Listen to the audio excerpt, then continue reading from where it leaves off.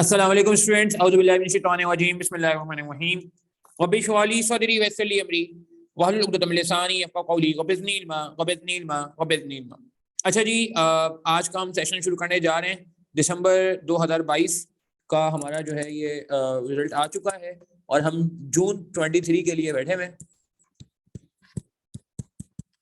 ठीक है जी। अच्छा, ऐसा है कि कुछ डॉक्यूमेंट्स वगैरह मैं आज शेयर करूंगा आप लोगों से क्लास के बाद। तो आप ये नंबर मेरा व्हाट्सएप का नोट कर लें। कोई अगर हमारे व्हाट्सएप ग्रुप पे नहीं है तो मुझे इस नंबर पे मैसेज कर दें, तो मैं आपको जो है वो क्या कहते हैं ग्रुप में ऐड कर दूंगा शाम में क्लासेस के बाद, क्योंकि आज MSc 2 की क्लास भी है और CFAP 3 की भी क्लास है इसके फौरन बाद। तो मैं शाम में रात में इंशाल्लाह आपको मैं ऐड कर दूंगा। ये मेरा नंबर आप चाहें तो नोट भी कर लें आगे किसी तरह की क्वेरी के लिए। अच्छा, स्टार्ट करने जाएंगे जी। अल्हम्दुलिल्लाह, अल्लाह का बहुत एहसान है कि रिजल्ट आया हमारा और दिसंबर 22 का रिजल्ट अगेन बहुत स्पेशल रहा हमारे लिए। और अल्लाह का शुक्र है कि हमारे एक स्टूडेंट है, उनका मेरिट सर्टिफिकेट भी आया, एहसन वजी का। और ओवरऑल मैं समझता हूँ MSc 2 वगैरह में बहुत बेहतर रिजल्ट रहा। आज का सेशन का एजेंडा जो है वो मैं पहले एजेंडा लिख लेता हूँ। एजेंडे में सबसे पहले हम बात करेंगे reasons for not being able to pass BFD। क्या रीजन थे जिसकी वजह से BFD का पेपर पास नहीं हो सका। अच्छा, ये सेशन दोनों ग्रुप्स के लिए बहुत इंपॉर्टेंट है। मतलब वो स्टूडेंट जो अनफॉर्चुनेटली पास नहीं कर सके और री अटेम्प्ट करेंगे उनके लिए तो है ही ये सेशन बहुत इंपॉर्टेंट है। और ये उन स्टूडेंट्स के लिए भी इंपॉर्टेंट है जो स्टूडेंट्स जो है फर्स्ट टाइम BFD देंगे या आज तक BFD अटेम्प्ट नहीं कर चुके, ताकि आज ही आपको पता चल जाए कि क्या वो बातें हैं जिनको हमें ध्यान में रखना होगा अगर हम चाहते हैं कि इसी अटेम्प्ट में BFD पास करें। ठीक है जी। तो आप लोगों के लिए, बाकी लोगों के लिए भी, कोई अगर लेट से फर्स्ट टाइम BFD दे रहा है तो एक बहुत ही अच्छी अपॉर्चुनिटी है आज के सेशन में कि आप इन बातों को आज ध्यान में रख लें। ठीक है, क्योंकि कुछ स्टूडेंट ऐसे होंगे जो शायद रिकॉर्डिंग सुन रहे होंगे, वो कहेंगे सर हमारी तो पहली अटेम्प्ट है, हमें क्या फायदा इस सेशन का। आपको बहुत फायदा होगा, हो सकता है आपकी अटेम्प्ट बच जाए। अच्छा, reason for not being able to pass BFD, ठीक है, स्पेशली इन दिसंबर 22 और जनरल 22 में भी बात करेंगे। सेकंड हमें बात करनी है कि dos and don'ts of BFD। ये नॉर्मली हम अपने सेशन में बात करते रहते हैं, मगर एक रिमाइंडर हमें चाहिए होता है। ठीक है, थोड़ा सा और रिफाइंड वर्जन इसका। ठीक है, तीसरे नंबर पे ये कि यार अप्रोच क्या होनी चाहिए, स्टडी अप्रोच क्या होनी चाहिए, आगे की अप्रोच क्या होनी चाहिए। ठीक है जी, कैसे हम लेके जाएं। ठीक है, चौथे नंबर पे हम बात करेंगे दिसंबर 2022 का पेपर कि दिसंबर 2022 के पेपर में ऐसा क्या हुआ। ऑब्वियसली पूरा पेपर सॉल्व करने का टाइम नहीं है हमारे पास, हमें और भी एजेंडा करना है, क्योंकि एक हम डायरेक्शन सेट कर लें। दिसंबर 22 का पेपर लास्ट अटेम्प्ट कितना, मैंने जून 22 का पेपर भी ना पूरा सॉल्व करवा दिया था टॉपिक के साथ। तो जब टॉपिक होगा रेलिवेंट, ठीक है, तो उस वक्त इसका सवाल करा दिया जाएगा आपको। तो दिसंबर 22 का पूरा पेपर इंशाल्लाह सेशन में मिल जाएगा। मगर आज हम ऊपर से बात जरूर करेंगे कि इस पेपर में ऐसा क्या था जिसकी वजह से प्रॉब्लम आई। ठीक है, और पांचवें नंबर पे इंशाल्लाह हमारे एक मेरिट होल्डर स्टूडेंट है एहसन वजी, सेकंड मेरिट है हमारा BFD में। लास्ट मेरिट हमारा दिसंबर 21 में आया था, अल्हम्दुलिल्लाह इस बार जो है वो क्या कहते हैं दिसंबर 22 में आया। तो ये हमारे साथ जो है कुछ बात शेयर करेंगे कि भाई कैसे इन्होंने तैयारी की। और हमारे लिए ऑब्वियसली, क्योंकि ये पाकिस्तान में सबसे ज्यादा मार्क्स लिए हुए इन्होंने BFD में माशाल्लाह, तो इनका थोड़ा बहुत तजुर्बा हमें हेल्प करेगा। ठीक है जी, कि कैसे स्टडी करनी चाहिए, BFD को कैसे टैकल किया जाए। ठीक है। अच्छा, मेरा सबसे पहले आप लोगों से सवाल है, कितने लोग ऐसे हैं हम में से जिनकी एक से ज्यादा अटेम्प्ट BFD की हो चुकी है। नंबर ऑफ अटेम्प्ट बता दें, नाम नहीं लूंगा मैं। ठीक है, मैं ऐसी पार्टिसिपेशन चेक करना चाह रहा हूँ कि हमारे पास आज जो लोग पार्टिसिपेट कर रहे हैं, ठीक है, नंबर ऑफ अटेम्प्ट बता दें, किसी की फर्स्ट है या सेकंड है। सिर्फ मैं नाम कॉल नहीं करूंगा, सिर्फ कमेंट में बता दें okay okay, fourth second okay. नाम मैं बाद में कॉल करूंगा, मेरे हेयर स्टाइल नाम वगैरह मैं यूज कर रहा होता हूँ। नंबर ऑफ अटेम्प्ट बताएं जी, फर्स्ट सेकंड थर्ड, सेकंड। ठीक है, सेकंड अटेम्प्ट है ओके। मतलब सेकंड अटेम्प्ट मतलब है एक अटेम्प्ट हो चुकी है, मैं इसको ऐसा समझ रहा हूँ कि सेकंड टाइम अटेम्प्ट करेंगे। और फर्स्ट का मतलब है कि कभी जिंदगी में अटेम्प्ट नहीं किया, पहली बार अटेम्प्ट करेंगे, ये कहना चाह रहे हैं इस बार से। अच्छा नहीं, 2 हो चुकी है ये कह रहे हैं, ओके ओके ठीक है। Second summer 23 will be second, okay okay ठीक है जी। Second 2 third. अच्छा, अब यार एक बात तो ध्यान में रख लें यार, चाहे जिसकी जौन सी भी अटेम्प्ट हो चुकी है, सही है, ठीक है। मैं ज्यादा देख रहा हूँ सेकंड अटेम्प्ट वाले लोग ज्यादा हैं यहाँ पे, ठीक है, और कुछ थर्ड एंड फोर्थ के भी नजर आ रहे हैं, मगर ज्यादातर हमें सेकंड अटेम्प्ट के लोग नजर आ रहे हैं। फर्स्ट अटेम्प्ट के लोग भी आई रियली अप्रिशिएट। ठीक है, आप लोग भी देखें जरा, देखें यार, एक बात तो ध्यान में बिठा लें, ये सबके लिए बात है कि BFD का पेपर ना, अभी मैं एग्जामिनर कमेंट भी दिखाऊंगा आपको, कि पेपर पास किया जा सकता है। ठीक है, कुछ बातों का ख्याल रखना है, वो एग्जामिनर रिपीटेडली बोल रहा है। मैं 2 अटेम्प्ट के एग्जामिनर कमेंट समर 22 और विंटर 21 के अभी आपके सामने रखूंगा।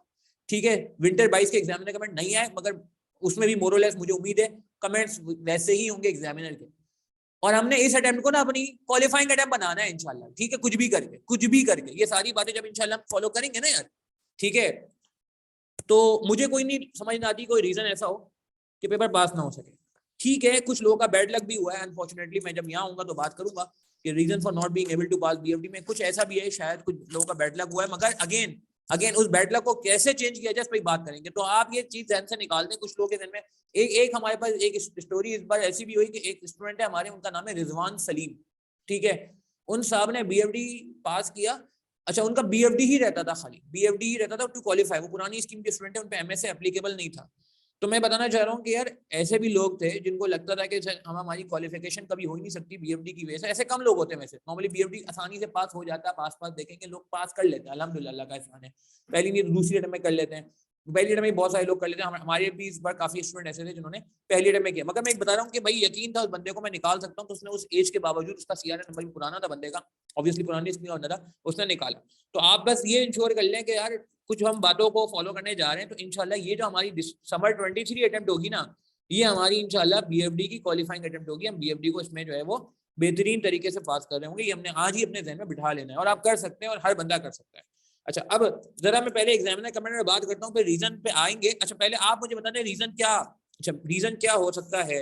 एक रीजन बीएफडी पास करने का ना नहीं होता, पहला रीजन ये हो सकता है कि लैक ऑफ कॉन्सेप्ट्स, ठीक है।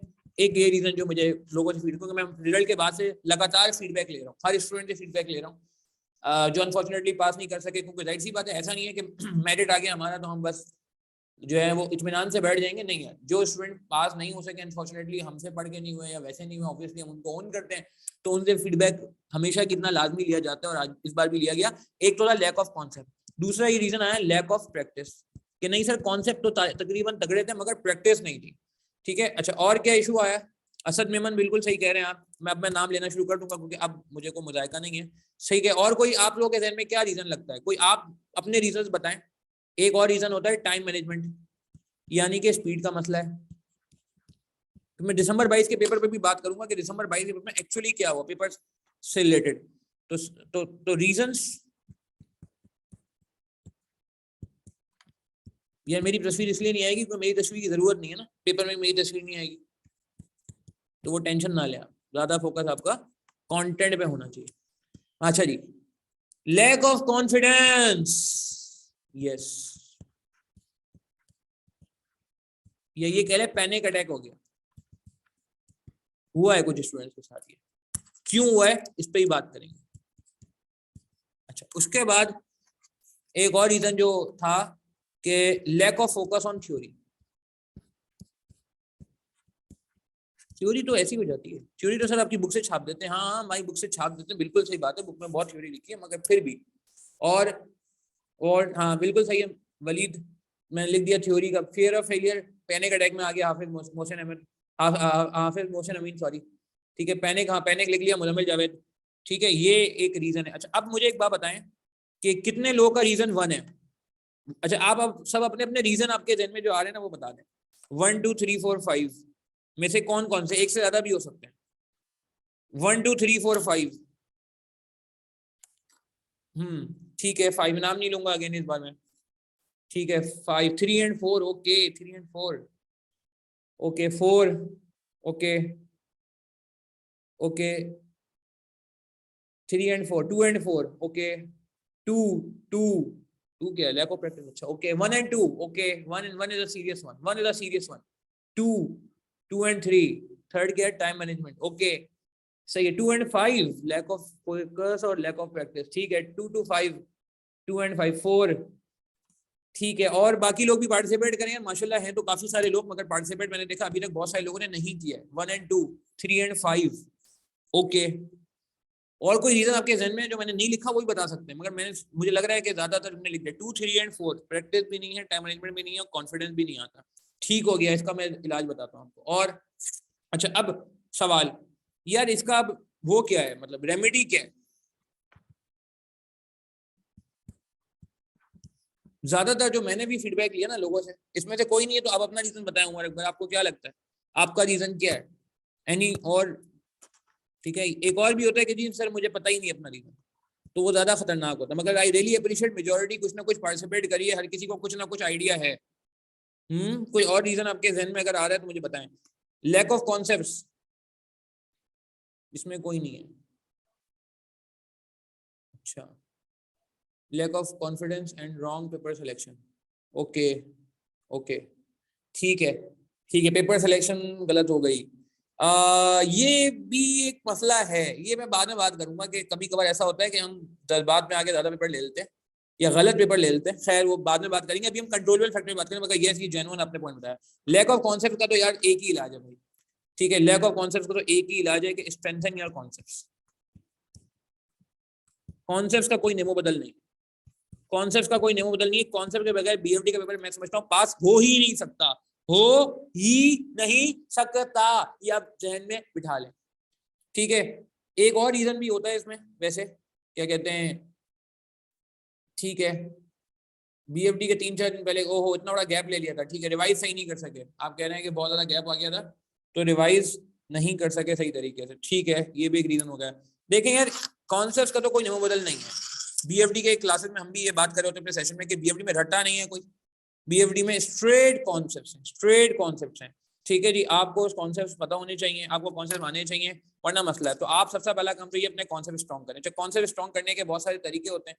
ऑब्वियसली बेस्ट तरीका तो यही है कि यार आपके पास जो क्या कहते हैं क्लासेस का एक्सेस आप उससे करें, ठीक है, या कोई फ्री एक्सेस वगैरह प्रोवाइड कर देते हैं कभी कभार फॉरेक्स वगैरह का, वहां से कर लें। मगर इसका तो कोई नेमो बदल नहीं है, इसमें तो आपने कॉन्सेप्ट को स्ट्रॉन्ग करना है। लैक ऑफ प्रैक्टिस, अच्छा लैक ऑफ प्रैक्टिस में ना यार देखो, लैक ऑफ प्रैक्टिस क्यों होती है मैं इसकी वजह बताता हूँ। देखो लैक ऑफ प्रैक्टिस क्यों होती है, इसके बहुत सारे रीजन होते हैं। एक रीजन ये होता है कि हम अपने पेंडिंग लेक्चर बहुत देर में कवर करते हैं, यानी कि ये कि पेपर से 1 महीने पहले लेक्चर खत्म होने चाहिए, हमारे पेपर से 10 दिन पहले लेक्चर खत्म हो रहे हैं, या 15 दिन पहले लेक्चर खत्म हो रहे हैं, या 5 दिन पहले लेक्चर खत्म हो रहे हैं, या हम आखिरी महीने जबरदस्त तरीके से जो है ना लेक्चर 2-2 3 दिन लेक्चर लेके कवर करें। तो क्या होता है कि इसका टाइम नहीं बचता। तो इसका रेमेडी ये है कि यार टेक योर लेक्चर्स, ये मैं फर्स्ट अटेम्प्ट वालों से बात कर रहा हूँ क्योंकि सेकंड अटेम्प्ट वाले तो लेक्चर ले चुके हैं ना यार। फर्स्ट अटेम्प्ट वालों से बात कर रहा हूँ, टेक योर लेक्चर्स टाइमली, ठीक है। ये कहते हैं ना कि यार pending lectures, avoid pending lectures, ठीक है,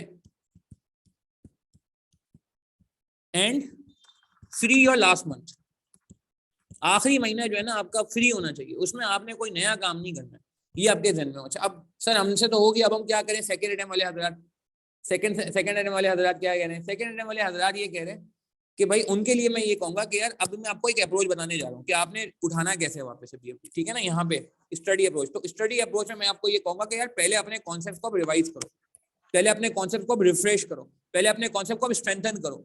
मगर ये काम करते करते ये ना हो कि अगेन लास्ट मंथ आ जाए, नहीं, ये अब काम थोड़ा जल्दी हो जाएगा। कुछ ना कुछ मार्क्स तो लिए हुए ना आपने, कुछ ना कुछ तो स्कोर किया हुआ है ना आपने, ठीक है, कुछ ना कुछ तो स्कोर किया हुआ है ना आपने। तो आप इस काम को जल्दी से निपटाएं और फिर अपने आप को जो है ना प्रैक्टिस के लिए लेके जाएं कि यार नहीं अब ज्यादा टाइम आपको प्रैक्टिस पे लगाएं। ये ना हो कि वापस रिवीजन करते अप्रैल मई आ जाए और फिर आपके पास जो है ना प्रैक्टिस का टाइम ना हो। तो आप यार ये बात तो है कि यार प्रैक्टिस तो आपको करनी पड़ेगी। अच्छा सर कितनी प्रैक्टिस करनी चाहिए, देखें यार जो हमसे पढ़ रहे हैं उनको पता है कि हमारी बीएफडी की किताब है जिसमें अल्हम्दुलिल्लाह हर टॉपिक के अच्छे खासे क्वेश्चन हमने रखे हुए हैं। इनफैक्ट क्लास वर्क के क्वेश्चन है जो आपको लेक्चर में करा दिए जाते हैं, कुछ होमवर्क के क्वेश्चन है। इसी तरह आप अगर किसी और टीचर को भी फॉलो करें कोई मसला नहीं, हर टीचर ने एक अच्छी इन्वेस्टमेंट की है आई गेस, ठीक है। बस ये इंश्योर कर लीजिएगा कि उस प्रैक्टिस मटेरियल में आपके जो है ना रीसेंट अटेम्प्ट के क्वेश्चन जरूर कवर होने चाहिए, क्योंकि रीसेंट अटेम्प्ट में एग्जामिनर का मिजाज थोड़ा चेंज हो रहा है। ये मैं दिसंबर 22 के पेपर पे आके बात भी करूंगा और एग्जामिनर कमेंट में भी बात करूंगा कि रीसेंट अटेम्प्ट के क्वेश्चन जो है ना कम से कम कुछ ऐसे होने चाहिए, कुछ आपके टीचर ने करा दिया और कुछ जो थोड़े बहुत ऑब्वियसली बात है सारे तो आपके टीचर नहीं करा सकेंगे, हम नहीं करा सकेंगे, तो फिर आप रिमेनिंग क्वेश्चन है वो आप खुद सॉल्व करें। मगर रीसेंट अटेम्प्ट का मतलब है पिछले 4 से 5 साल जब से ये आईके थोड़ा सा मिजाज चेंज हुआ है, स्पेशली 2022, 2021, 2020, इनफैक्ट 2019 के सवाल भी बहुत अच्छे हैं, 18-19 के सवाल भी बहुत अच्छे हैं, बहुत जबरदस्त सवाल है। तो इन 18 से लेकर 22 यानी कि 5 साल बनते हैं, इनके क्वेश्चन जो है वो आपके पास हुए होने चाहिए। अच्छा अभी मैं एक और चीज पे बात नहीं कर रहा, एक और चीज है बड़ा स्ट्रॉन्ग वेपन है जो बीएफडी का वेपन मैं कहता हूँ, लोग यूज नहीं करते, वो बीएफडी को पास करने का वेपन है, सही है ना। वेपन का मतलब मैं अनफॉर्चुनेटली यूज कर रहा हूँ, मतलब एक मुंह से निकल गया, टूल कह लें आप उसको, ठीक है, टूल कह लें, सही है। वो क्या है वो मैं अगले वाले पॉइंट में बताऊंगा, मगर पहले आप अपने प्रैक्टिस को तो स्ट्रॉन्ग करें, ठीक है। अच्छा ये मैं एज्यूम करूँ कुछ बातें आप नोट भी करते जा रहे हैं, मुझे क्या ना मैं एज्यूम करूँ कुछ बातें आप साथ साथ नोट भी करते जा रहे हैं, क्योंकि ऑब्वियसली बात है कि ये आपने अपने कहीं रजिस्टर में लिखना और उसको रिवाइज भी करना है, हाँ यार ये बातें ऐसी हैं जिसको हमें कवर करना है। अच्छा टाइम मैनेजमेंट के इशू को कैसे एड्रेस करें, इसके लिए मैं वही बात करूँ जो मैं कहता हूँ ना बीएफडी का टूल, अटेम्प्ट वाइज पेपर्स। एक मुझे बताएं, ईमानदारी से बताइएगा, ईमानदारी से बताइएगा। अच्छा इस पे मैं बात करूंगा, ये दोनों पॉइंट बड़े इंपॉर्टेंट है। कितने लोगों ने एएलडी पेपर सॉल्व किए थे? एएलडी का मतलब होता है अटेम्प्ट वाइज पेपर सॉल्व करे थे टाइमर लगा के। अटेम्प्ट वाइज पेपर का मतलब क्या होता है? 3 घंटे 15 मिनट नहीं, मैक पोर्शन हट गया ना, मैक पोर्शन के सवाल हटाएं, मैक पोर्शन का टाइम हटाएं, जो टाइम बचता है 2.25 घंटे 2.5 घंटे बचेगा मैक पोर्शन, क्योंकि आपको याद है पहले कॉस्टिंग एरिया भी होता था 2020 के सवालों में 21 के। कितने लोगों ने ये वाला काम किया था? यस और नो में जवाब देंगे, यस और नो में जवाब देंगे प्लीज। फिर मैं उनसे बात करूंगा कि जिन्होंने किया था उनसे भी बात करूंगा। ठीक है, तला Qureshi, I really appreciate, good.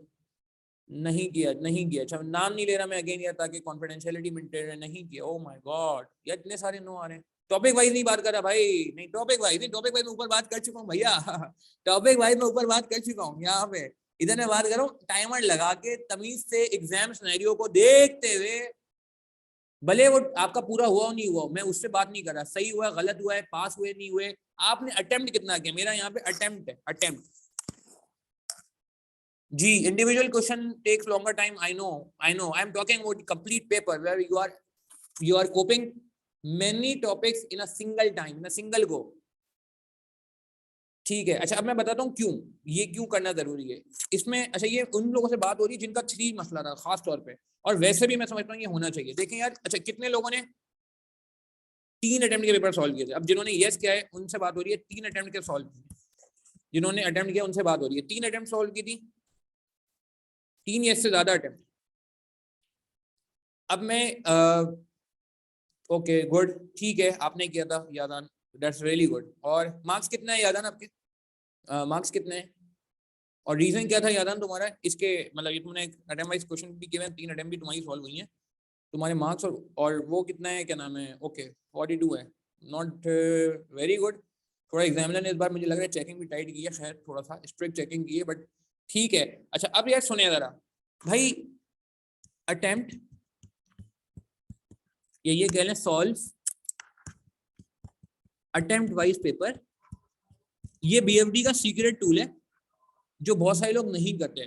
ठीक है, जो बंदा क्वालिफाई हुआ है इस बार, रिजवान की मैं बात करूँ, पुरानी स्कीम का बंदा था, पुराना बेचारा, उसका बीएफडी नहीं पास हो रहा था, इस बार वो उसने माशाल्लाह बीएफडी निकाला, हमारा स्टूडेंट था।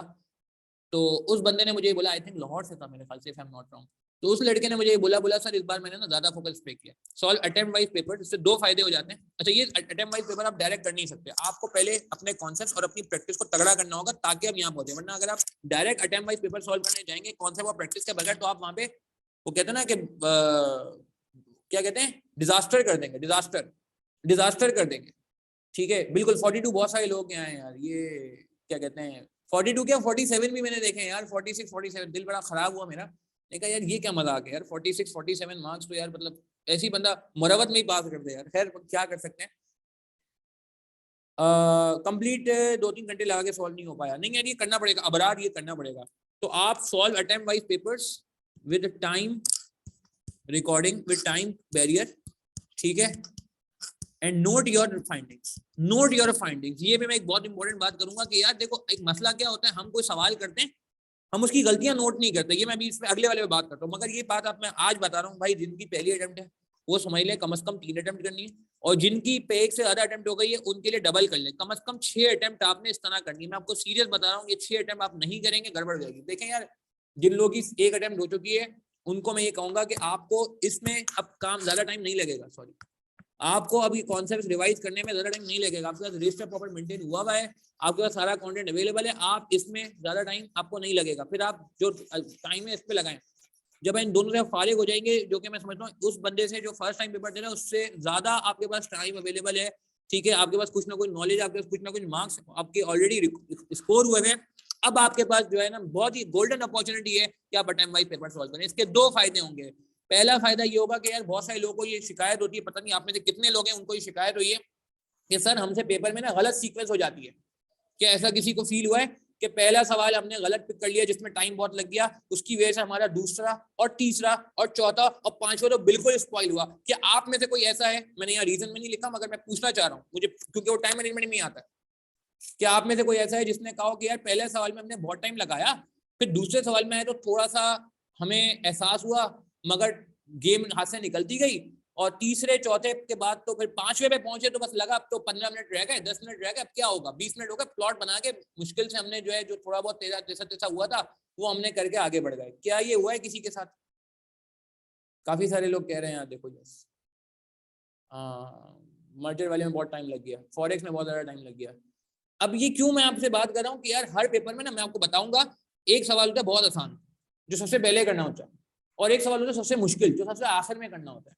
अब आप बोलोगे सर हमें कैसे पता चलेगा पेपर में? यार जब आप ये 6 अटेम्प्ट सॉल्व कर लोगे ना तो आपकी एक जांच हो जाएगी, जांच समझ तो एक्सपीरियंस हो जाएगा कि यार आप पहली अटेम्प्ट सॉल्व करोगे आपसे गलती होगी, मैं घर में सॉल्व करने की बात कर रहा हूँ, आप बोलोगे यार ये मैंने क्या ब्लंडर मारा यार, ये सवाल इतना हलवा था।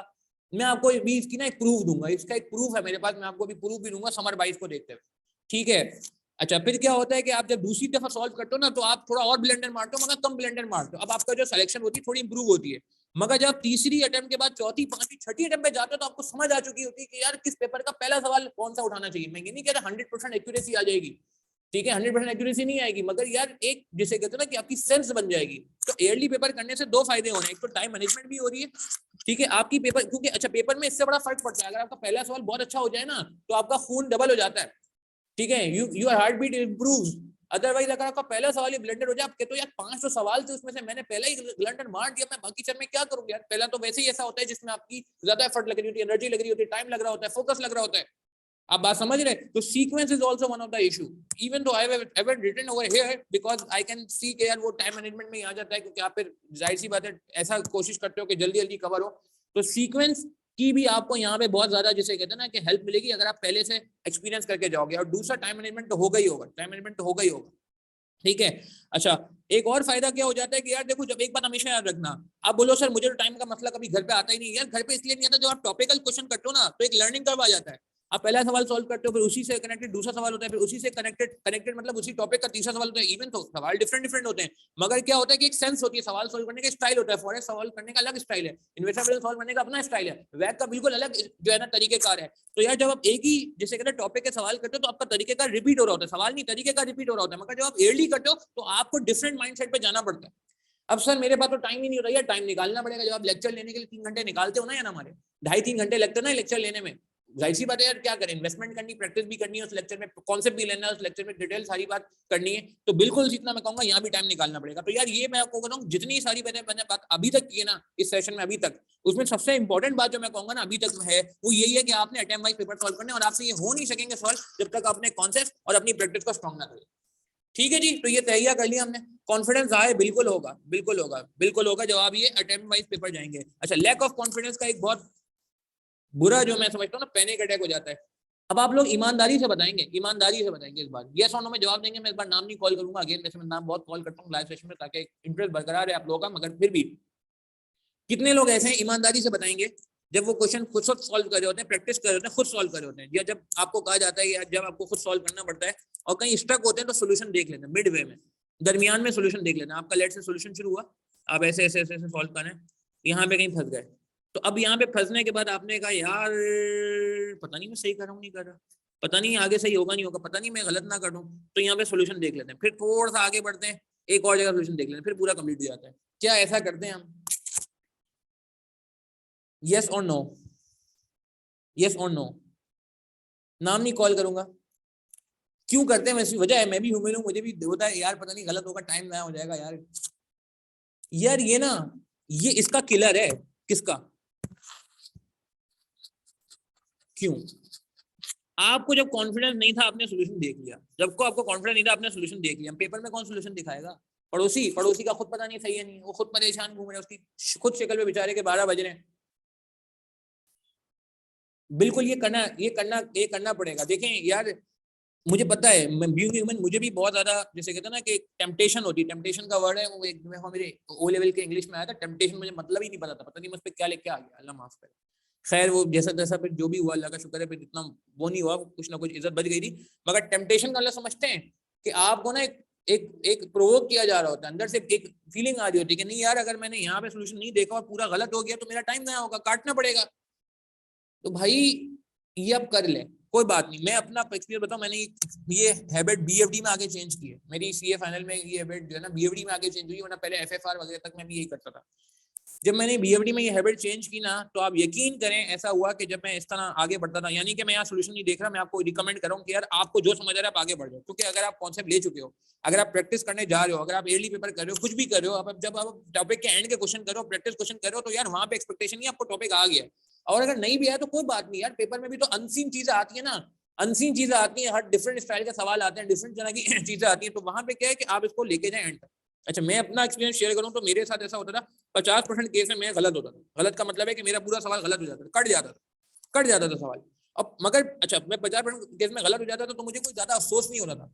क्यों? मैं कहता था यार वैसे ही गलत तो हो रहा था, मुझे कौन सा आ रहा था, मुझे तो समझ ही नहीं आता, तो गलत हो भी गया तो क्या हुआ, टाइम जाया हुआ, मगर मुझे ज्यादा अफसोस नहीं होता था। मगर जो अगले 50% में कभी कभी ऐसा भी होता था कि 50% केस में मेरा सही हो जाता था, यानी कि मुझे लग रहा है कि मैं यहाँ पे गलत हूँ, मतलब मुझे लग रहा है, मगर मैंने कहा नहीं यार आगे बढ़ाओ, जंप करो, आगे बढ़ो, एडजस्टमेंट छोड़ो, आगे बढ़ो, इस चीज को छोड़ो, आगे बढ़ो। मगर जब मैं एंड में देख रहा हूँ और सोल्यूशन मेरा मैच हो गया, तो यहाँ जो मुझे कॉन्फिडेंस मिलता था ना, मैं आपको बता नहीं सकता, मैं बता नहीं सकता कि वो फीलिंग ही अलग होती थी कि यार अच्छा ये मैं सही कर सकता था, ये तो मुझे लगता ही नहीं था मैं सही कर सकता हूँ।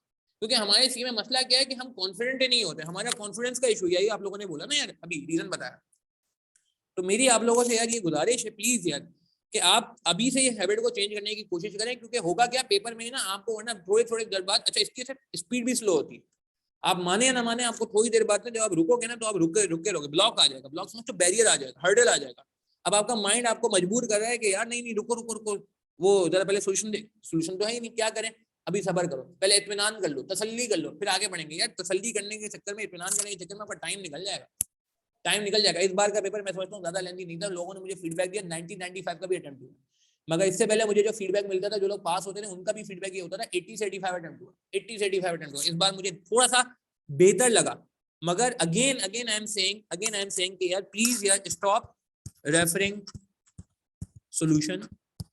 मैं ये नहीं कि सॉल्यूशन देखना पड़ेगा, राइट, देखना तो पड़ेगा, before completing solution, before completing your answer, पहले अपना आंसर कंप्लीट कर लें प्लीज यार, अपना आंसर कंप्लीट कर लें, उसके बाद आप सॉल्यूशन देखें, सॉल्यूशन देखना पड़ेगा। अच्छा दूसरा काम एक और भी करें, फिर मैं एक और काम करता था, मैं आपको ये सीरियसली बता रहा हूँ, मेरा अल्हम्दुलिल्लाह बीएफडी फर्स्ट में निकल गया और मुझे बहुत मतलब इतनी ज्यादा फीलिंग भी नहीं हुई कि यार इसमें कोई ज्यादा परेशानी होती है।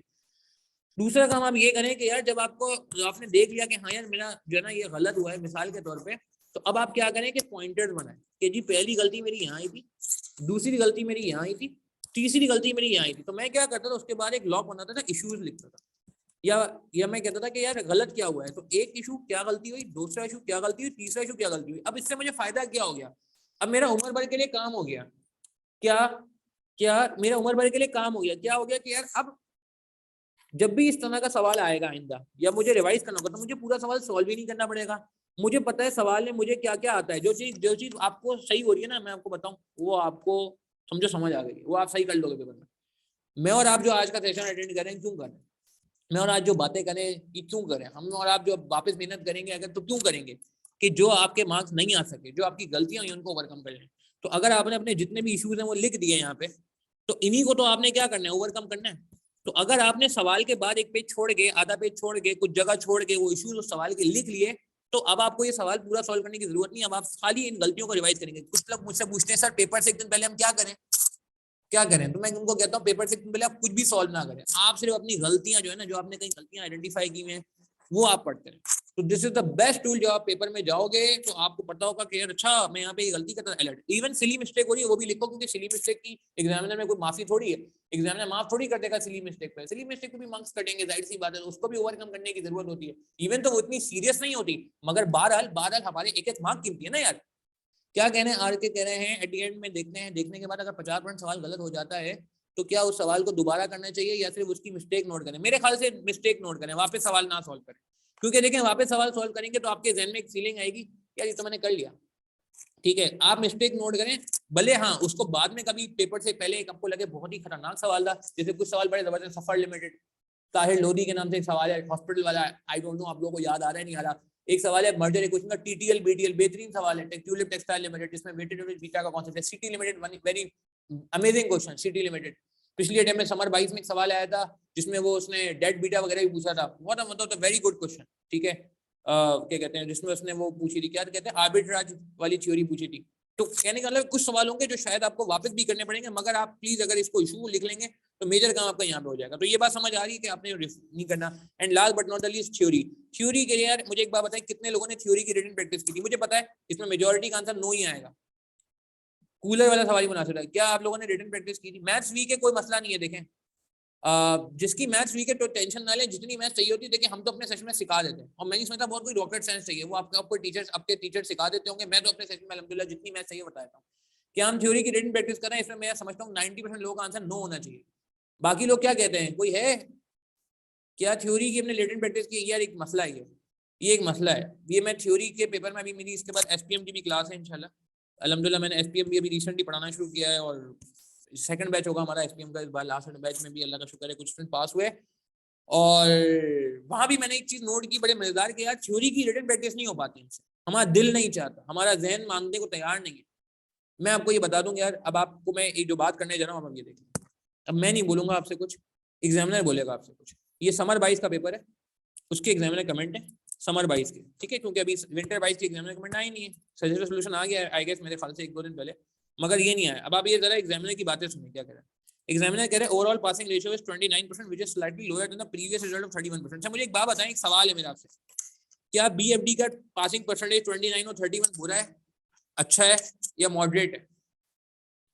बीएफडी का पासिंग परसेंटेज 29 हो या 31 हो, आपको क्या लगता है ये बुरा है, अच्छा है या मॉडरेट है? आपसे मैं पूछना चाहूँ क्योंकि आप लोग माशाल्लाह सीफएफ भी देते हो, बाकी पेपर भी आप लोग अटेम्प्ट करते होगे, आई एम श्योर वहां की मार्किंग स्कीम एग्जामिनर रिपोर्ट वगैरह भी आते होंगे, क्या लगता है आपको?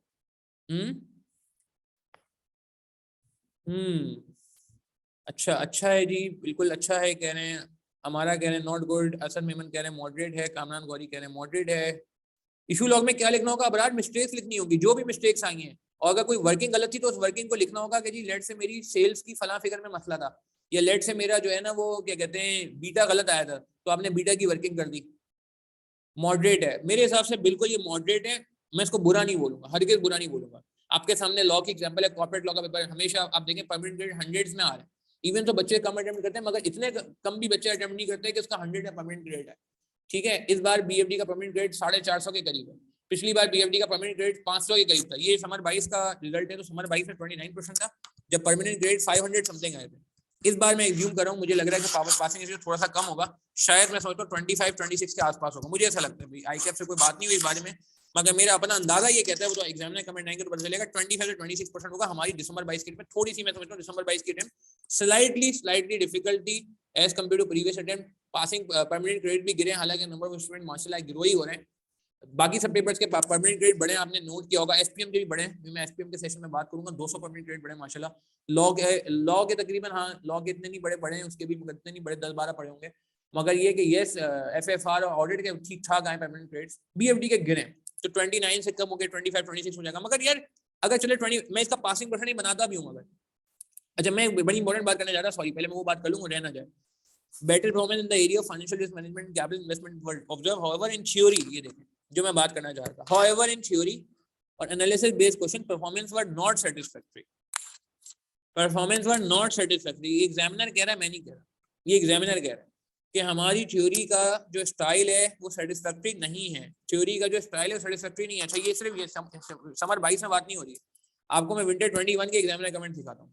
विंटर 21 में वो कह रहे हैं पासिंग परसेंट 31 था, यही उसने बात की थी, और उससे पहले 22 भी आ चुका है, अल्लाह माफ करे। ये 22 वाली अटेम्प्ट मैं मतलब वाकई यार थोड़ी सी डिफिकल्टी। विंटर 22 अगेन वो अटेम्प्ट अल्हम्दुलिल्लाह हमारे एक स्टूडेंट का मेरिट आया था, उस वक्त 7 बिन सुहेल का आया था, इस बार हमारे एसएम वजी का आया अल्हम्दुलिल्लाह, तो विद इन ईयर 2 मेरिट से, बट इसमें भी पासिंग परसेंटेज मैं कहूंगा 31 था। अब आप यहाँ सुने, यहाँ क्या कह रहा है एग्जामिनर, यहाँ भी एग्जामिनर ये कह रहा है, it was observed that examiner perform well in numerical parts, perform well in numerical part of the question, but were fail to evaluate those number, but were fail to evaluate का मतलब है कि आपको आगे नंबर्स के आगे जाना होता है, वो नहीं हो रहा। It is again advise that examiner should not limit their practice to numerical question. यार हम तो प्रैक्टिस ही नहीं कर रहे हैं, वो कह रहा है भाई प्रैक्टिस करो भी तो सिर्फ न्यूमेरिकल की नहीं करो, they should focus on conceptual understanding of the topic which will help them to analyze number and reach to the correct conclusion। सबसे इंपॉर्टेंट बात जो मैंने सबसे पहले की थी, कॉन्सेप्चुअल अंडरस्टैंडिंग, इसके बगैर तो आप कर ही नहीं सकते। मैं दिसंबर 22 के पेपर को दिखाऊंगा भी, दिसंबर 22 में ऐसी बहुत सारी जगह मौजूद थी जहाँ पे आपको अपनी कंसेप्चुअल अंडरस्टैंडिंग लगानी, तो इसकी तो कोई माफी नहीं है, ये तो नाकाबिले माफी गुनाह है अगर आपके कॉन्सेप्ट स्ट्रॉन्ग नहीं है। मगर दूसरी तरफ ये बात आप देख रहे हैं कि मैं अगर डिफरेंट कलर से हाईलाइट करूं कि वो कह रहा है कि यार आप जो है ना वो नहीं कर पा रहे हो इवेलुएट, आप जो है वो नहीं कर पा रहे हो एनालिसिस, आप जो है वो नहीं इसको कनेक्ट कर पा रहे हो। अच्छा, इसकी बहुत बड़ी वजह ये भी है कि यार हम ना थ्योरी को थ्योरी के एंगल से देखने लग गए। थ्योरी को थ्योरी के एंगल से ना देखें, थ्योरी को आप ये सोचे कि यार थ्योरी जो है ना ये हमारे कॉन्सेप्ट की थ्योरी। तो coming back to the story, हमारे पेपर में काफी थ्योरी आई थी। अच्छा, मजे की बात ये सोने पे सुहागा ही हो रहा है, एग्जामिनर तक ना बात पहुंच ना जाए वरना बड़ा गड़बड़ हो सकती है। सोने पे सुहागा ये है कि यार अल्लाह का शुक्र है थ्योरी काफी हद तक ऐसी आ रही है जो हमारी बुक से कहीं ना कहीं कनेक्ट हो जाती है, अल्हम्दुलिल्लाह। सिर्फ एक थ्योरी ऐसी थी इस बार जो कि रॉ थ्योरी थी, जो मैं समझता हूँ हमारी बुक में नहीं थी, वो आईकैप के स्टडी टेक्स्ट में थी। मगर जिन लोगों ने अल्हम्दुलिल्लाह किताब बहुत अच्छे से हमारी फॉलो की हुई थी, उनको ने कहीं ना कहीं से वो थ्योरी निकाल के अप्लाई कर दी, ठीक है, वो हो गई थी। ठीक है, दिसंबर 22 के पेपर में आके बात भी करेंगे। मगर अगेन यार मैं कहूंगा कि यार अगर आपको मेरी बुक से थ्योरी मिल भी रही है ना प्रैक्टिस करते हुए, तो आपने यार प्लीज ये बात जरूर करनी है, कांगे यहाँ वापस आते हैं, तो आपने ना इसकी यार please do written practice please यार। ये थ्योरी के पेपर के लिए तो मैं कहूंगा ही कहूंगा, MSA2 लेवल पे भी मेरा आज सेशन है तो उस पर भी बात करूंगा, सर फुरकान के साथ सेशन है। और SPM में भी सर अरीब और मैं कल रात को यही बात कर रहे थे कि हमारे स्टूडेंट ना थ्योरी को लिख के प्रैक्टिस नहीं कर रहे। तो BFD के अंदर भी मैं यही कहूंगा कि यार टेंशन ना लें, जहां तक मेरी इन्वॉल्वमेंट की जरूरत होगी, अगेन मैंने थ्योरी पढ़ानी शुरू कर दी है तो मैं आपको यहाँ भी गाइड कर सकता हूँ, ऐसा कोई मसला नहीं है। मगर माय पॉइंट इज कि इसको हमें सीरियस लेना पड़ेगा। Do written practice of theory and क्या कहते हैं इसे, एक और काम भी करना पड़ेगा। एक तो एंड गिव प्रॉपर इंपॉर्टेंस देनी पड़ेगी यार, इसको खातिर में लाना पड़ेगा, इसे उर्दू में कहते हैं ना खातिर में लाना पड़ेगा। ठीक है जी, बात समझ आ रही है।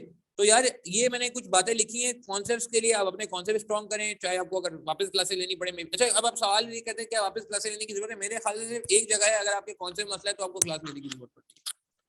ठीक है, बाकी मैं समझता हूँ कि यार प्रैक्टिस आप खुद कर सकते हो अगर आपके कॉन्सेप्ट अच्छे बने हुए। ठीक है, टाइम मैनेजमेंट का मसला है, मैंने आपको बता दिया, ये आप इन दोनों चीजों की बात करोगे, ये भी आप खुद कर सकते हो। कॉन्फिडेंस में मसला है अगेन। अच्छा, कॉन्फिडेंस को खत्म करने के लिए, इंक्रीज करने के लिए एक और चीज है प्लस गिव टेस्ट। मुझे बहुत ही अफसोस हुआ और मेरी हर दफा मैं एक वर्ड यूज कर रहा हूँ, पता नहीं मुझे यूज करना चाहिए नहीं करना चाहिए, कि मेरा ना एक रोना होता है, अल्लाह माफ करे। I don't know whether it's right और नॉट, बट सीरियसली ये दिल से निकल रहा है कि रोना क्या होता है कि यार मैंने लास्ट टाइम 2 टेस्ट लिए, आप देखेंगे टेस्ट 1 लिया मैंने लास्ट टाइम, दिसंबर 22 की डेट डली हुई, ठीक है, 31 जुलाई 2022 पेपर के बाद, मतलब टेस्ट के बाद, वो सॉरी आईकैप के रिजल्ट के बाद, फिर मैंने एक टेस्ट और लिया सितंबर 11 2022 में गैप के बाद, यानी कि अगस्त में कोई टेस्ट ही नहीं लिया। मैंने कहा नहीं यार और कर लो, 2 टेस्ट लिए, अब आप इनकी लेंथ देखेंगे। मैंने और मैं सवाल कहाँ से निकाले, मैंने इंट्रो लेक्चर में बताया, मैंने ICW से सवाल निकाले, 1.5 पेज का सवाल था ये। ठीक है, मैंने फिर इसको इस बार सॉल्व भी करा दिया, पहले टेस्ट को तो मैंने इस बार सॉल्व भी करा दिया अपने इन सेशन में, अभी जून 23 के सेशन में। हालांकि दिसंबर 22 के टेस्ट है और ये 20 मार्क का सवाल, ये भी ICW का सवाल था। तो ये मैं बता रहा हूँ, ये 2 मैंने क्वालिटी क्वेश्चन जो है निकाल के रखे। ठीक है, आप मुझे बताएं कितने लोगों ने टेस्ट दिया होगा? इतने माशाल्लाह 100 ऑफ स्टूडेंट हमारे पास रजिस्टर्ड थे। तो ये बहुत ही अफसोस हुआ मुझे कि सिर्फ 10 लोगों ने टेस्ट दिया, शायद 10 भी पूरे नहीं थे, शायद 10 भी पूरे नहीं थे। ठीक है, अच्छा, और जब मैंने सेकंड टेस्ट लिया तो उसमें कितने लोगों ने टेस्ट दिया होगा आप मुझे बताएं, चले क्या नंबर होगा, इंक्रीज हुआ होगा? सेकंड टेस्ट में लिया था 1 सितंबर 11, ये मैंने अभी सॉल्व नहीं कराया क्योंकि अभी टॉपिक हमारे हुए नहीं अभी। ये देखें, इसके मैंने सोल्यूशन भी डाल दिया। खैर ये 1.5 पेज का सवाल अगेन, क्योंकि बड़े बड़े सवाल आ रहे हैं ना यार। तो ICW के मैंने जो BFD का ICW है, वो मैनेजमेंट अकाउंटिंग वाला नहीं, ठीक है, वो वाला ICW मैंने उठाया, बल्कि इसमें 3 सवाल थे इनफैक्ट, सॉरी मैंने समझो मैंने कहा था ये प्री मॉक टाइप का हो जाएगा। 3 सवाल है, इन्वेस्टमेंट अप्रेजल के 1 सवाल था और 2 वैक के सवाल थे, 20-20 मार्क के मैंने 3 सवाल रखे। अब इसका ड्यूरेशन देखें कितना बड़ा टेस्ट है ये 1 घंटा 50 मिनट का टेस्ट है 60 मिनट। ये कितने लोगों ने टेस्ट दिया? 5 लोगों ने। जी बिल्कुल सही कह रहे हैं, 5, वाकई मैं यही कह रहा हूँ, 5-6 लोगों ने टेस्ट दिया सीरियसली। अब आप मुझे बताएं यार, मतलब एक तरफ माशाल्लाह आपके इतने 100 ऑफ स्टूडेंट्स रजिस्टर हो, मैं रजिस्टर्ड स्टूडेंट्स की बात कर रहा हूँ। अच्छा, इवन तो जो 10 लोगों ने टेस्ट दिया इसमें से 2 से 3 तो आउटसाइडर थे, जिन्होंने बोला सर नहीं सर हमारे टेस्ट देना है। मैंने कहा ठीक है, हमने उनको भी चेक करके वापस दिया। अच्छा, मैंने चेक करके वापस भी दिया, मजे की बात ये मार्क किया गया। तो मैं ये बताना चाह रहा हूँ कि यार मतलब एक तरफ तो हम कहते हैं कि यार हमारे कॉन्फिडेंस नहीं आ रहा, दूसरी तरफ हम टेस्ट देने को तैयार नहीं है यार। मतलब अब फिर कैसे आएगा कॉन्फिडेंस, मुझे बताए ना। ये टेस्ट जिन्होंने दिया, यकीन करें उन्होंने मुझे फीडबैक ये दिया, सर हमारी आंखें खुली, हमें लग रहा था हमें टॉपिक आता है, बाद में लगा नहीं हमारे टॉपिक में ना ग्लिच है, हमारे टॉपिक में प्रॉब्लम है, हमारे कॉन्फिडेंस में मसला है। और ये आप सवाल, इसकी वीडियोस भी अवेलेबल है, यूट्यूब पे मैंने डाली हुई भी अभी, जो वो है ना लेक्चर नंबर 11 आई थिंक, जो मैंने प्लेलिस्ट डाली है इस सेशन की, जून 23 में करा भी दिया। मैंने कहा यार अभी करा दो, जून 23 के लिए मैं नए टेस्ट बना लूंगा। चलो यार, मगर यार मुझे फिर बताए ना यार कि मतलब फिर टेस्ट तो देने चाहिए ना, क्या ख्याल है? हम आगे ALD पेपर भी ना करें खुद से, हम टेस्ट भी ना दें। तो यार मतलब मैं ये सारी बातें इसलिए कर रहा हूँ क्योंकि यार बीइंग अ टीचर दुख भी होता है ना यार। मतलब हमें ये थोड़ी कि यार चलो ये ना बच्चे कुछ पास हो जाते हैं, कुछ मेरिट आ जाते हैं तो बस यार हमारा काम हो गया। नहीं यार, हमारा काम नहीं खत्म होता। मेरे लिए सबसे, यकीन करें, आज के दिन भी ना सबसे जो भारी दिन होता है ना, seriously heaviest day of the year, वो मेरे लिए रिजल्ट डे होता है। क्योंकि होता क्या है, दिल धक धक कर होता है, ये मैसेज आया, अभी इसमें क्या होगा, ये बच्चा क्या मैसेज करेगा, पास का मैसेज करेगा, फेल का मैसेज, क्योंकि दैट इज वो तो, हम तो अपने एंड पे रिजल्ट चेक करते हैं, वो तो बाद में चेक करते हैं। अब रिजल्ट 5-6 बजे आया, एडमिन को मैंने बोला यार चलो सुबह कर लेना, उसकी छुट्टी का टाइम हो गया, तो मैं तो सुबह रिजल्ट देख रहा हूँ, मगर जो बच्चा मैसेज करे तो शाम में करे, रात में करे।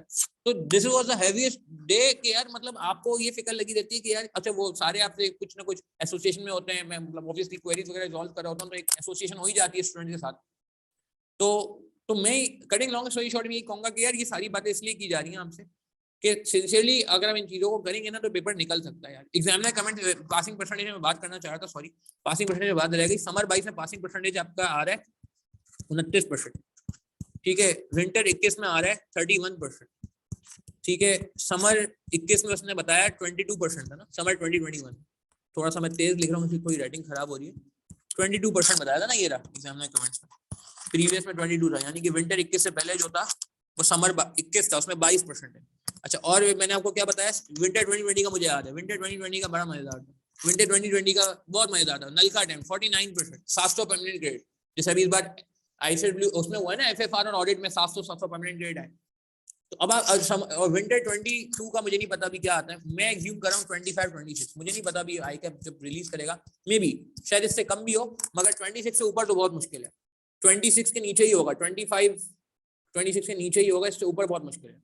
मगर यार coming back to the story कि यार इम्पॉसिबल तो नहीं है ना, 49% तक भी जा चुका है, 29 गया, मगर वो सिर्फ एक बार गया। अगर आप इतनी 5 अटेम्प्ट उठा के देखें, हो सकता है यहाँ भी 22-23 हो जाए, मे बी पॉसिबल, मुझे नहीं पता अगेन, क्योंकि यार ये तो आई कैप के कॉन्फिडेंशियल चीजें होती हैं, जब तक रिलीज नहीं होती नहीं पता चलता, ठीक है।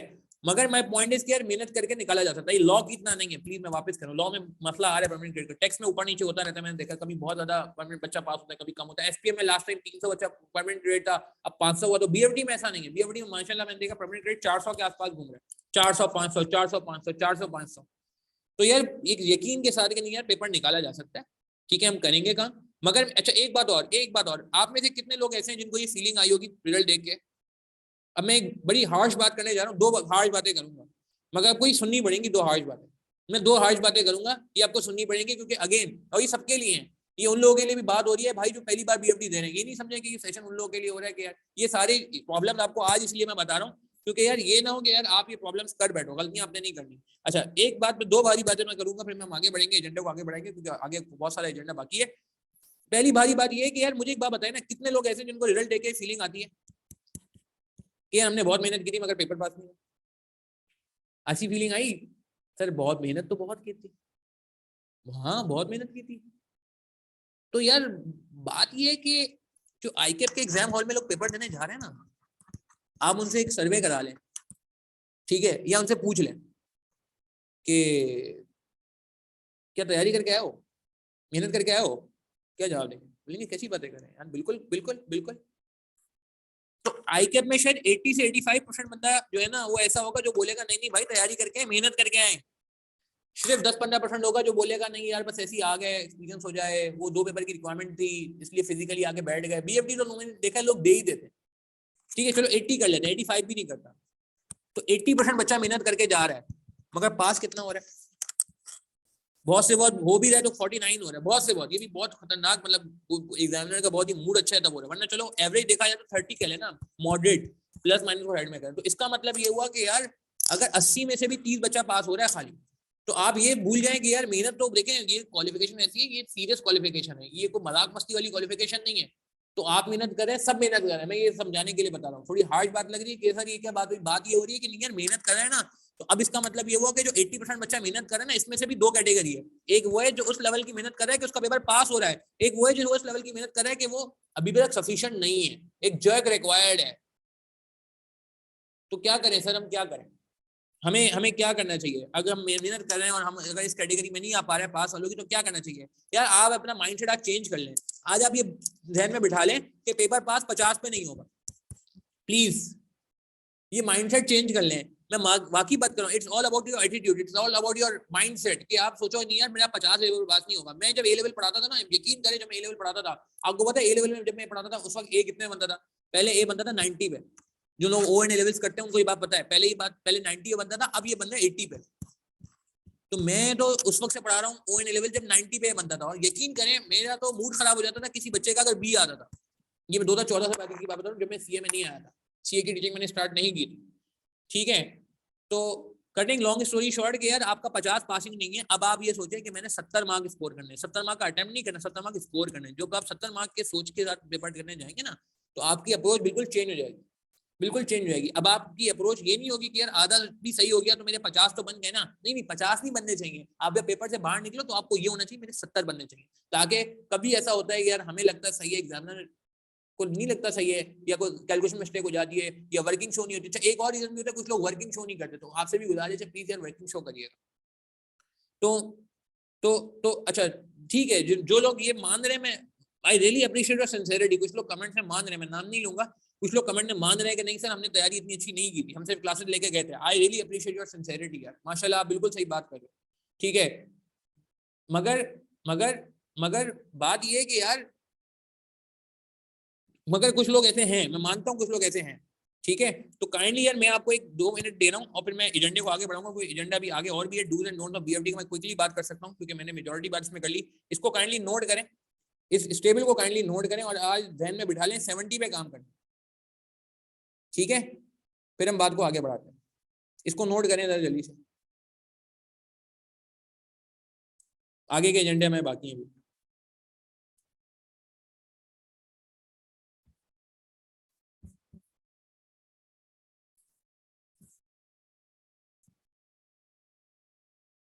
ये स्नैपशॉट ले लें चलें, अगर टाइम कम है नोट नहीं हो पा रहा। वैसे तो नोटिंग करने में बहुत बात करता हूँ, रजिस्टर प्रॉपर मेंटेन करना, ये सारी चीजें मैं बात करूंगा अभी डूज एंड डोंट्स पे, ठीक है। आपके सारे पेपर क्या कह रहे हैं नहीं निकले, मैंने ऑलमोस्ट सारे पास पेपर कर लिए, स्टिल नहीं निकले। I just solve attempt wise with time duration. अच्छा ये भी मैं बताऊं, एक और सीन भी हुआ है, कुछ लोगों का बैड लक भी हुआ है, मैं एग्री करता हूँ। कुछ लोग हैं मगर चंद लोग हैं, चंद लोग हैं, आप में से मेजोरिटी लोग मानेंगे कोई ना कोई गलती यहाँ पे हुई है, ठीक है। मगर कुछ लोग ऐसे भी हैं, मैं मानता हूँ यार एक बैड लक भी हुआ है कुछ लोगों के साथ।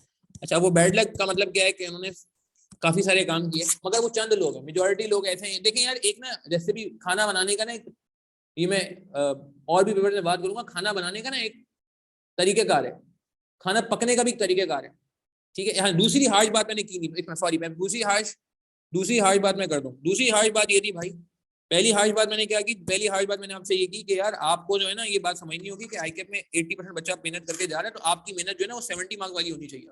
अब आपको अपना लेवल बढ़ाना पड़ेगा। अब ये 50 वाली अप्रोच जहन से निकाल दें, 50 वाले लोग नहीं हम यार, हम 70 मार्क्स स्कोर करें। और यार ये आप जो मेहनत कर रहे हो, देखो इस मेहनत से ना आपका कोई नुकसान भी नहीं होगा।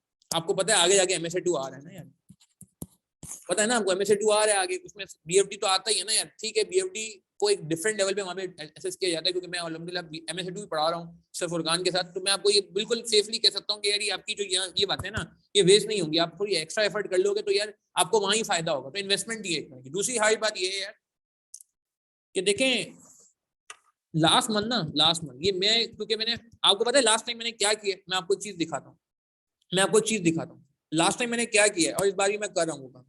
मैं भी डेमो के तौर पे दिखा रहा हूँ क्योंकि मेरे पास इस लैपटॉप में वो नहीं है चीज, जो है ना क्या कहते हैं इस लैपटॉप में वो चीज नहीं है, वो दूसरे लैपटॉप में है जो मेरा डेटाबेस बना हुआ है। वो इनफैक्ट क्या कहते हैं वो मैंने दूसरे एडमिन के बंदे को लगाया। मैं आपको एक चीज दिखाता हूँ मैंने इस बार क्या किया, तो फिर मैं दूसरी हार्ड बात करने जा रहा हूँ जिसकी वजह से मुझे बड़ा दुख हुआ लास्ट टाइम में। और मगर मुझे उम्मीद है इंशाल्लाह कि यार स्टूडेंट बार जो है ना उसको मेहनत करेंगे। वो क्या चीज है यार, एक बहुत बड़ा ईवेल है पेंडिंग लेक्चर्स, ये पेंडिंग प्रिपरेशन कह लूंगा। ये बहुत बड़ा ईविल है। ईविल समझते हैं कि इट्स अ डिजास्टर, मतलब इट्स जैसे कहते हैं one of the main reason, ये जो बुराई की जड़ है ना वो ये है। अब मैं आपको एक चीज दिखाने जा रहा हूँ जो मैंने लास्ट टाइम की थी और मुझे मजबूरन करनी पड़ी, ठीक है। BFD वालों के साथ भी की थी, ये तो कैफ की फाइल है मगर मैंने BFD वालों के साथ भी एक्टिविटी की। अच्छा अब आप ये देखें जरा, मैंने स्क्रीन चेंज करने जा रहा हूँ, खुल जाए भाई फाइल मेरी। और फिर वो जो हर्ज बात है वो मैं आपको बताता हूँ क्या हर्ज बात है। आपके सामने एक एक्सेल की स्क्रीन आ रही होगी, आप देख रहे हैं कि क्या स्क्रीन है, ये प्लानर है, ये शीट है, ठीक है। कैफ लेवल की है फिलहाल ये, ठीक है। और मैं बीएफडी वालों की नहीं मुनासिब नहीं समझता, क्योंकि ऑब्वियसली कोई अगर आप में से अटेंड करा हुआ क्लास तो वही एम्बेरसमेंट होगी उसको। तो ये मैंने कैफ वालों की ऐसी खोली है शीट आपकी, ये मैंने ना एक फॉलोअप एक्सरसाइज शुरू की। फॉलोअप एक्सरसाइज का मतलब क्या है कि फॉलोअप एक्सरसाइज का मतलब है कि वो बंदे से हम कमेंट लेते हैं। 10 नवंबर को एक फॉलोअप किया गया है कि आपके कितने पेंडिंग लेक्चर्स हैं, ठीक है, आपके कितने पेंडिंग लेक्चर्स हैं, आप ये बताएं। आप हर दफा ना, मतलब हर थोड़े थोड़े टाइम बाद, सॉरी एक मिनट, कहाँ गई, मेरे ख्याल से ही खुल गई स्क्रीन वापस। आप देखें इसमें पूरा जो है ना, ये बीएफडी के अंदर भी एक्टिविटी की गई थी और ये कैफ लेवल पे भी जारी है। इस बार भी बीएफडी में ही शुरू हो गई एक्टिविटी इस बैच में। एक फॉलो हो चुका है, दूसरा फॉलो भी थोड़ी दिन में हो जाएगा। 10 नवंबर का ये फॉलो हुआ है। देखें कि बंदे ने कितने लेक्चर लिए, कह रहे हैं जी मैंने सारे लेक्चर ले लिए, कोई पेंडिंग लेक्चर नहीं है। और अगर पेंडिंग लेक्चर होता है तो मुझसे डेट मांगते हैं कि कब तक कवर करोगे, ठीक है। इसने कहा नहीं जी कोई पेंडिंग लेक्चर नहीं, तो इसने डेट नहीं दी। और हमने पूछा भाई सेटिस्फाई होनी है, उसने कहा हाँ जी सेटिस्फाई है। फिर इसने अगला कमेंट फॉलोअप दिया 28 नवंबर को।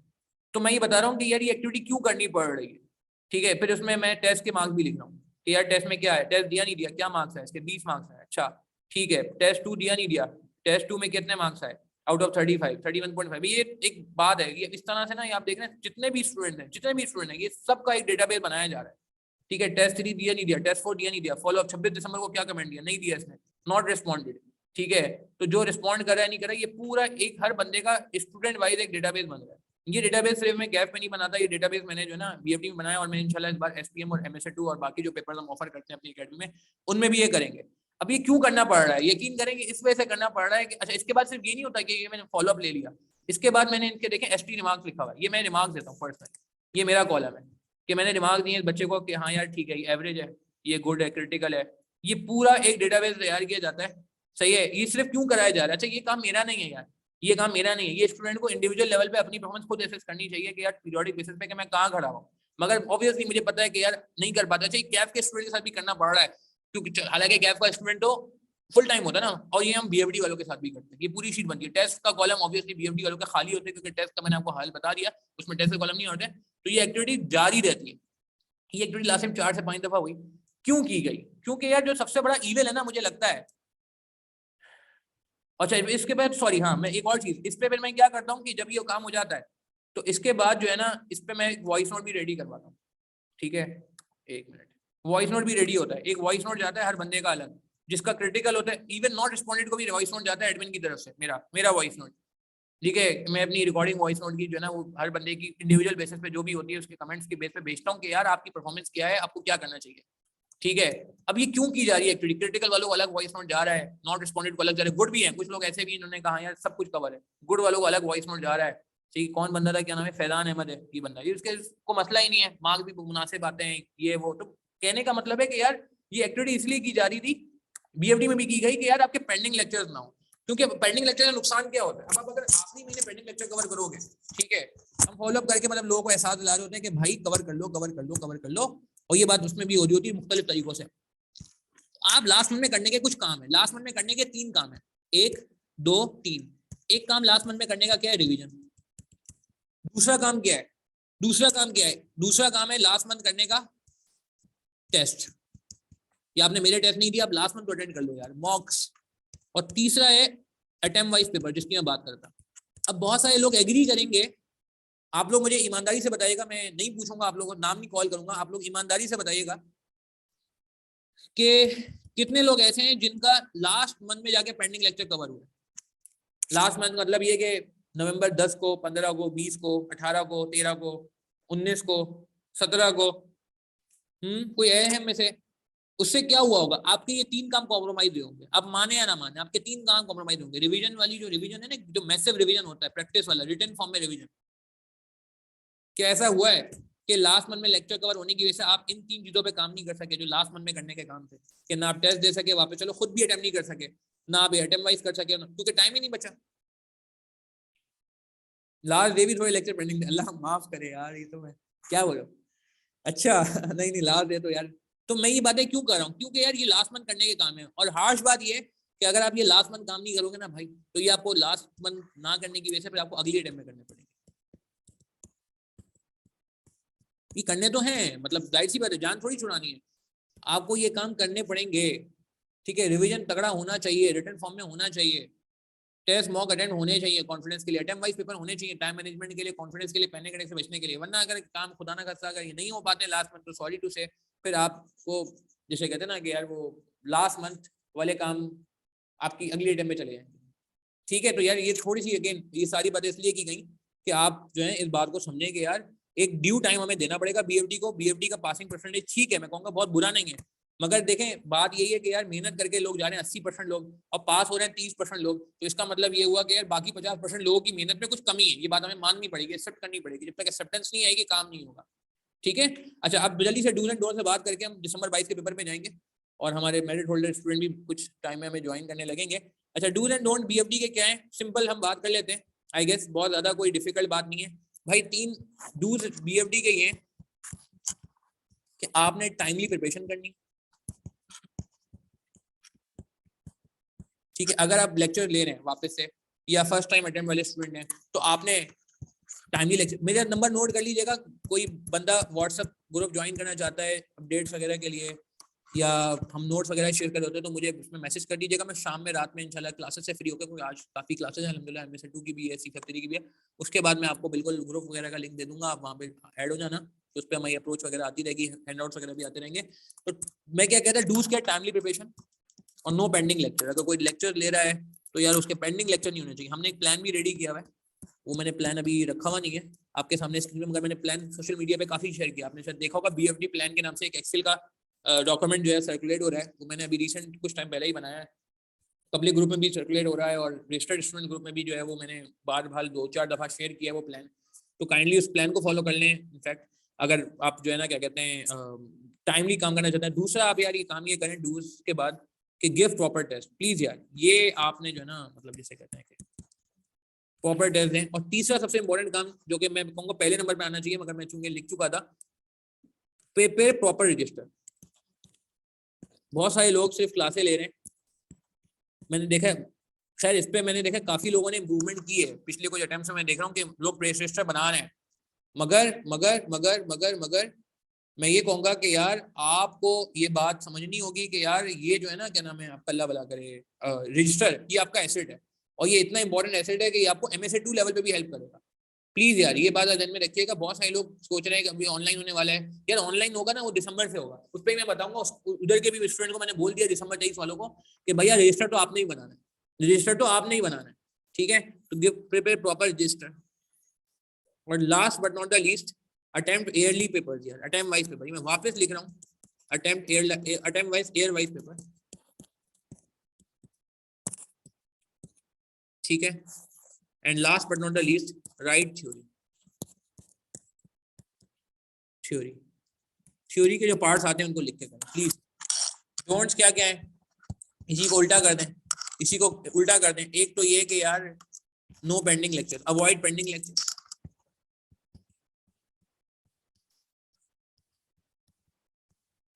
Don't refer solution without completing answer. Please यार कॉन्फिडेंस में काम करें। ये बातें मैं नहीं कर रहा, देखो कॉन्सेप्ट सबके पास है, अब ये बातें हो रही है उसके अलावा। मैं ये बात नहीं कर रहा कि आप बीएफडी पढ़ के नहीं जा रहे हो तो ऐसा हो रहा है, नहीं आप, मैं एज्यूम कर रहा हूँ आप बीएफडी पढ़ के भी जा रहे हो, मगर यार उसके बावजूद भी तो कुछ चीजें हैं।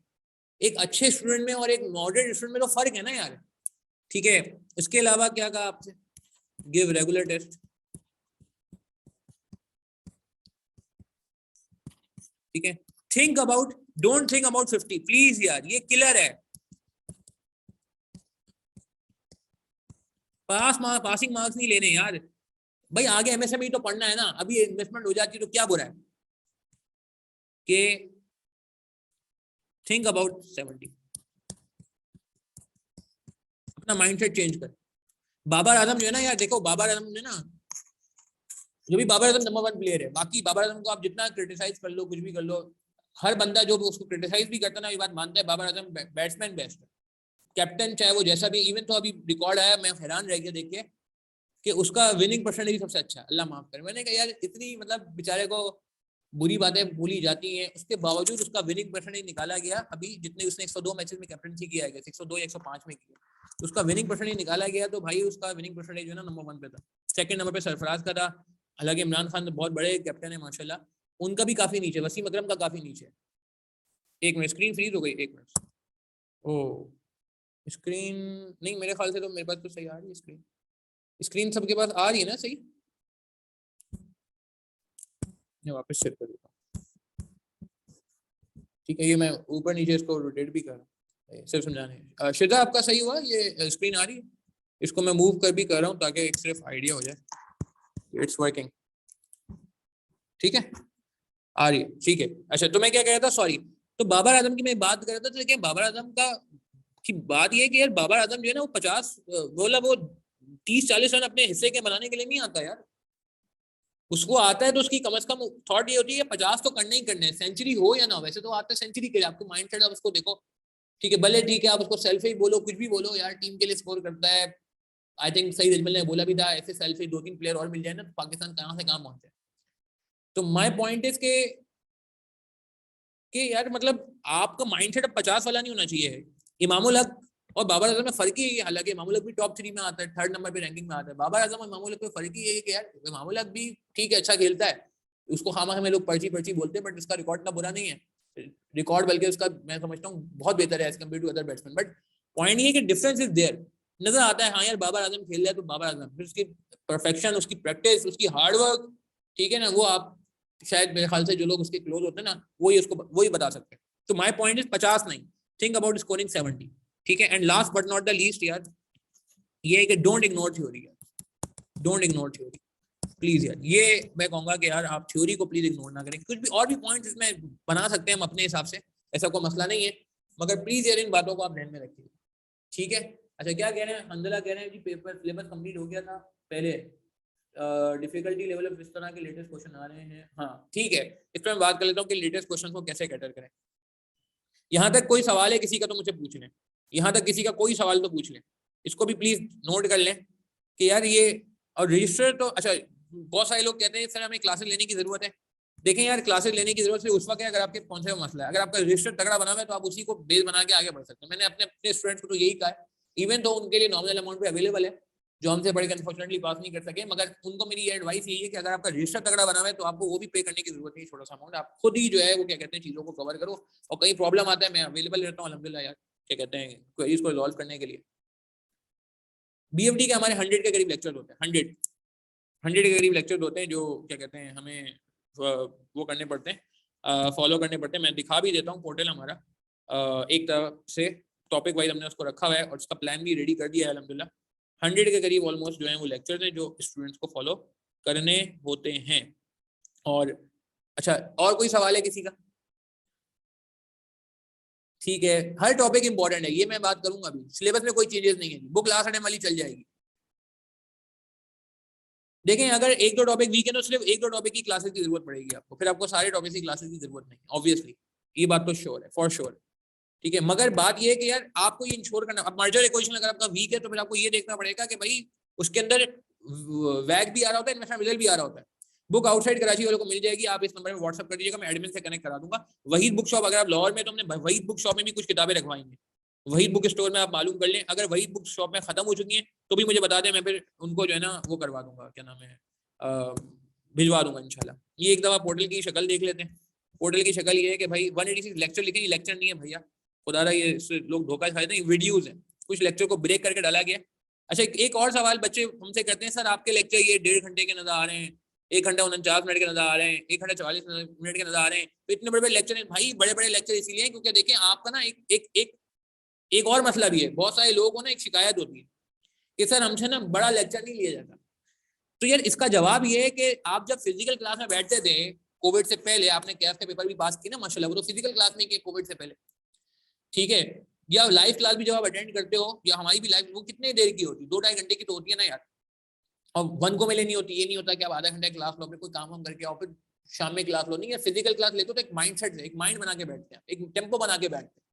तो मेरा भी यही इसमें है कि यार जब आप क्लास लेने बैठे तो आप बस क्लास के हो जाए, और फिर आप जो टाइम है उसमें, वरना एक ह्यूमन एलिमेंट भी है। ह्यूमन एलिमेंट क्या है कि यार जैसे ही मैंने देखा, मैंने लेट से 1-2 घंटे के लेक्चर को ब्रेक कर दिया 30-30 मिनट की 4 वीडियो, ठीक है, 30 मिनट की 4 वीडियो। अब जैसी 30 मिनट पूरे हो, एक वीडियो हुई ना, अब मेरे जहन में एक आ गया कि यार हाँ एक वीडियो हो गई है, माइलस्टोन हो गया, माइलस्टोन समझते हैं, कुछ अचीव हो गया। अच्छा, और अगर 2 वीडियो हो गए, आपने कहा बहुत है, 2 वीडियो हो गई, जबरदस्त है, अब पता चला वो 2 वीडियो से आपका आधा लेक्चर हुआ है, ठीक है, तो वो क्या होगा, वो आज नहीं तो कल, कल नहीं तो परसों आपको टीज करेगा, और एट द एंड आप देखोगे यार इतनी वीडियोस बाकी है, तो मैंने तो इतनी वीडियो देख ली है। तो ह्यूमन एलिमेंट है कि यार हमें ना एक अचीवमेंट की फीलिंग आने लगती है कि कुछ अचीव हो गया, हालांकि वो अचीवमेंट हुई नहीं है, वो तो हाफ अचीवमेंट हुई, हमें लगा डबल अचीवमेंट हो गई। तो इसीलिए मैं जो है ना उसको ब्रेक करने का बिल्कुल कायल नहीं, शुरू से नहीं कर रहा है अल्हम्दुलिल्लाह, और ये अप्रोच अल्लाह का शुक्र है कि स्टूडेंट्स को के लिए बेनिफिशियल भी साबित हो रही है। तो टॉपिक वाइज सारी चीजें अवेलेबल है, सीक्वेंस बहुत इंपॉर्टेंट होती है, सीक्वेंस का आपने ख्याल रखना है, ठीक है। प्रैक्टिस का कुछ बताएं, प्रैक्टिस इंशाल्लाह बुक से इनफ होती है हमारी अल्हम्दुलिल्लाह, और बाकी मैं समझता हूँ कि आप रीसेंट टाइम के पेपर और करें, वो भी हमारी बुक में अल्हम्दुलिल्लाह कवर्ड होते हैं, तो इतना मसला नहीं होगा आपको, मगर प्रैक्टिस। अच्छा, अप्रोच क्या होनी चाहिए, मैं अप्रोच की बात कर लेता हूँ। तो ये पूरा जैसे कहते हैं ना कि टॉपिक वाइज चीजें जो है अवेलेबल हैं अल्हम्दुलिल्लाह, जो एक्स्ट्रा वीडियोस हो रही है दिसंबर जून 23 की, वो भी यहाँ पे अपलोड होती जा रही है, जैसे क्वेश्चन सॉल्वर टेस्ट वेस्ट के, वो भी यहाँ पे सॉल्व कर दिए गए। तो खैर ओवरऑल अल्हम्दुलिल्लाह जो है ना एक डेडिकेटेड आपको जो है चीज नजर आएगी। हाँ, एक बात बड़ी इंपॉर्टेंट मैं कर दूं, अप्रोच क्या होनी चाहिए। ऐसा ना आपने ज्वाइन कर लिया हमें, मैं चेक करता हूँ सारे पार्टिसिपेंट्स में, अगर किया है तो आप यस कर दें।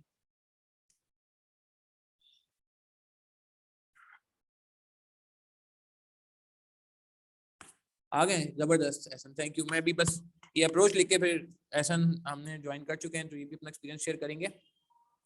थ्योरी के लिए मैं बताता हूँ आपको क्या करना चाहिए।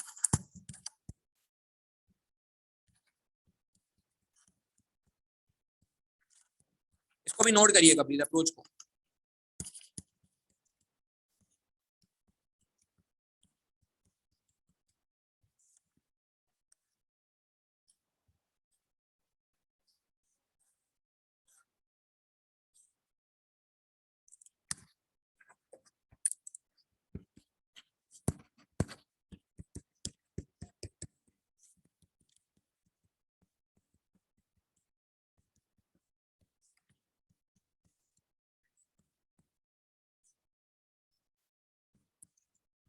अच्छा, अप्रोच हमारी ये होती है, और जो मैं सोचता हूँ आपको भी फॉलो करनी चाहिए। पहले आप इस बैकग्राउंड, किसी टॉपिक का बैकग्राउंड समझ लो, टॉपिक दुनिया में आया क्यों था, क्या वजह थी, ठीक है, क्या वजह थी, इसका बैकग्राउंड क्या है, इसका थीम क्या है। उसके बाद उसकी आप इलस्ट्रेशन करें, 2+2 4 टाइप की जो इलस्ट्रेशन है बिल्कुल बेसिक वो करें।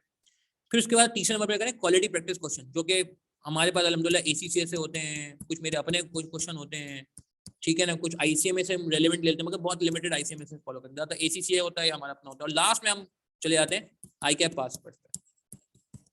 ये चीज हमारे टॉपिक को कवर कर कंप्लीट कर लेती है, फिर यही चीज हमारे टॉपिक के लिए कर बेसिक्स। और ये किताब भी हमारी इसी तरह चली है कि हमारी किताब में आप देखेंगे पहले बिल्कुल बेसिक कॉन्सेप्ट है, फिर थोड़े से इजी इलस्ट्रेशन है, फिर क्वालिटी प्रैक्टिस क्वेश्चन आ रहे होते हैं, और फिर उसके बाद हम ICAP पे जाते हैं। ICAP में भी हम जो है ना जो है क्या कहते हैं, आसान से इजी टू डिफिकल्ट पे जाते हैं, पहले आसान वाले करते हैं और फिर आहिस्ता आहिस्ता मोस्ट डिफिकल्ट पे जाते हैं। जितना भी खतरनाक तरीन सवाल आया है वो आखिर में किया जाएगा, ताकि रिस्क हमारा कवर हो जाए कि पेपर मुश्किल है आसान है हमें पता हो।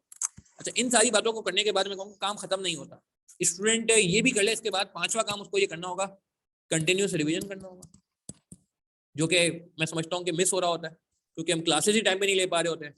मगर ये जरूरी है, कंटिन्यूस रिवीजन मतलब ये नहीं कि पहला टॉपिक आपने पढ़ा था पहले महीने तो वो अब वो छठे महीने जाके रिवाइज हो रहा है, नहीं नहीं नहीं नहीं नहीं। फिर आप गिव रेगुलर टेस्ट, टेस्ट हमेशा हम टॉपिक वाइज रखते हैं ताकि आपको आसानी रहे। और last but not the least, जो मैं थोड़ी देर पहले बात करता, मैं कहता BFD का वेपन है attempt early papers, attempt early papers. ये 3 काम उसके बाद करने के होते हैं, पहले टॉपिकल काम और उसके बाद टॉपिक खत्म होने के बाद आपको ये लेटर ऑन काम करने होंगे, तब जाके मैं समझता हूँ कि आपकी जो अप्रोच है ना वो BFD की बेहतरीन हो जाएगी, बेहतरीन हो जाएगी। कि टॉपिक को पहले स्ट्रेंथन करें, concepts, illustrations, quality practice question, and then ICAP pass है, वो बहुत जरूरी है प्रैक्टिस के लिए, सफिशिएंट। ये नहीं 2-3 कर लिए खाली, नहीं 2-3 से काम नहीं चलेगा यार। आपको मर्जर इक्वेशन जैसा टॉपिक है भाई, उसमें तो वैरायटी के पे काम करना पड़ता है। मर्जर इक्वेशन में आप 2-3 सवाल करके चले जाए पेपर में उड़ जाएंगे आप, ठीक है, सवाल ही 2-3 सवालों से बन रहा होता है मिलके, और फिर उसके बाद लेटर ऑन आपको ये सारे काम करने पड़ेंगे। पेंडिंग लेक्चर कैसे कवर करेंगे, उसके लिए मैंने एक्सेल का एक प्रोग्राम डॉक्यूमेंट बनाया, मैं ग्रुप में शेयर कर दूंगा, आप प्लान करें। टाइम आपको निकालना पड़ेगा या पेंडिंग लेक्चर कवर करने के लिए टाइम निकालना पड़ेगा। नंबर ऑफ लेक्चर्स को डिवाइड करें नंबर ऑफ डेज से, नंबर ऑफ लेक्चर्स को, लेट से 100 लेक्चर्स का कोर्स है और आप डिवाइड करें कितने दिन में कवर करना चाह रहे हैं, लेट से आप 100 डेज में ही कवर करना चाह रहे हैं, तो सिंपल इक्वेशन बन गई, 3 महीने में कवर करना चाह रहे हैं तो 1 लेक्चर पर डे।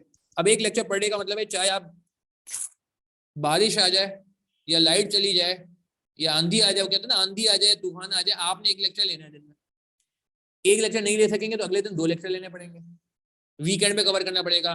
तो आप अपना ना एक डिसिप्लिन बनाए कि भाई दिन का 1 लेक्चर, हफ्ते के 7 लेक्चर, कुछ भी हो जाए मुझे 7 लेक्चर पूछे, मुझे नींद कुर्बान करनी पड़ी किसी दिन, मैं नींद भी कुर्बान कर दूंगा, इवन तो it is not recommended at all, but मैं समझाने के लिए कह रहा हूँ यार। सर मेरी फर्म लगती है भाई, फर्म को समझा दें कि यार मैं सीए आपको काम करने के लिए नहीं कर रहा, मुझे सीए क्वालिफाई करना है यार, मैं फर्म में सिर्फ इस वजह से नहीं आया कि मैं सिर्फ फर्म में ही काम करने के लिए आऊँ। ठीक है, फर्म में काम करना जरूरी है, ये नहीं कि आप कल को जाके फर्म में बोलो नहीं जी काम ही नहीं करना, फर्म वाले मुझे कॉल करने लगे आपने बच्चों को क्या पट्टियां पढ़ा दी। मगर कहने का मतलब है कि नहीं यार, ये भी फर्म को बताना पड़ेगा, क्योंकि फर्म अनड्यू एडवांटेज ले रही है बच्चों का, 11-11 12 बजे तक लोगों से काम करा रही है, क्लासेस लेने का टाइम नहीं मिल रहा, फिजिकल क्लासेस जब से खत्म हुई है, मुझे पता है ये बहुत बड़ा मसला हो गया कि फिजिकल क्लासेस होती थी तो कुछ भी करके बच्चे लड़के चले आते थे फिजिकल क्लासेस के लिए। अब आप लड़ाई कर नहीं सकते, क्या बोलेंगे, मैनेजर बोलेगा यार चलो ऑनलाइन ले लेना, क्या होगा मसला, थोड़ी सुबह ले लेना, बाद में क्लाइंट खत्म होने का आपको नया क्लाइंट मिल जाता है, फिर दूसरा क्लाइंट खत्म होता है तो तीसरा क्लाइंट मिल जाता है, और जब तीसरा क्लाइंट खत्म होता है तो आपकी छुट्टियां आ चुकी होती हैं, उस वक्त आपका टाइम नहीं होता। ये मुझे पता है ये इशू है, ठीक है। तो अभी तो 5 लेक्चर हैं, ये तो उन लोगों के लिए बात हो रही है जो बाद में शुरू कर रहे हैं। वैसे तो बिल्कुल आपने 5 लेक्चर्स पर मंथ पर वीक के हिसाब से आपसे स्ट्रेटजी बनाए, मगर कटिंग लॉन्ग स्टोरी शॉर्ट कि यार ये टाइम आपको निकालना पड़ेगा, एक एक एक वो नहीं होता रिक्वायर्ड रन रेट, क्रिकेट में होता है ना कि यार आप देखते हो कितने रन रह गए, कितने ओवर रह गए, उससे डिवाइड करके एक रेट निकालते, रिक्वायर्ड रन रेट निकलती है आर। लोग क्रिकेट को फॉलो करते हैं, उनको पता है भाई जितने ओवर रहते हैं उससे डिवाइड करके, अब आप अगर शुरू में नहीं मारोगे तो एंड में मारामारी करनी पड़ेगी, मारामारी करने में आपको पता है कि एंड में आउट होने के चांसेस भी रहते हैं, एज भी निकल सकता है, बाउंड्री पे कैच भी हो सकता है। तो बेहतर यही है कि यार आप शुरू से ही खेलें, पावर प्ले को यूटिलाइज करें, अगर आपका क्लाइंट में टाइम अभी मिल रहा है उसको यूटिलाइज करें, पावर प्ले ही आपका, सही है ना। फिर जब काम शुरू हो जाएगा फिर आपको नहीं टाइम मिलेगा। तो खैर ये सारी बातें। अच्छा एहसन हमारे साथ हैं, एहसन को मजीद इंतजार नहीं कराते, माशाल्लाह एहसन जो है, एक मिनट मैं जरा एहसन का माइक भी ऑन करूं।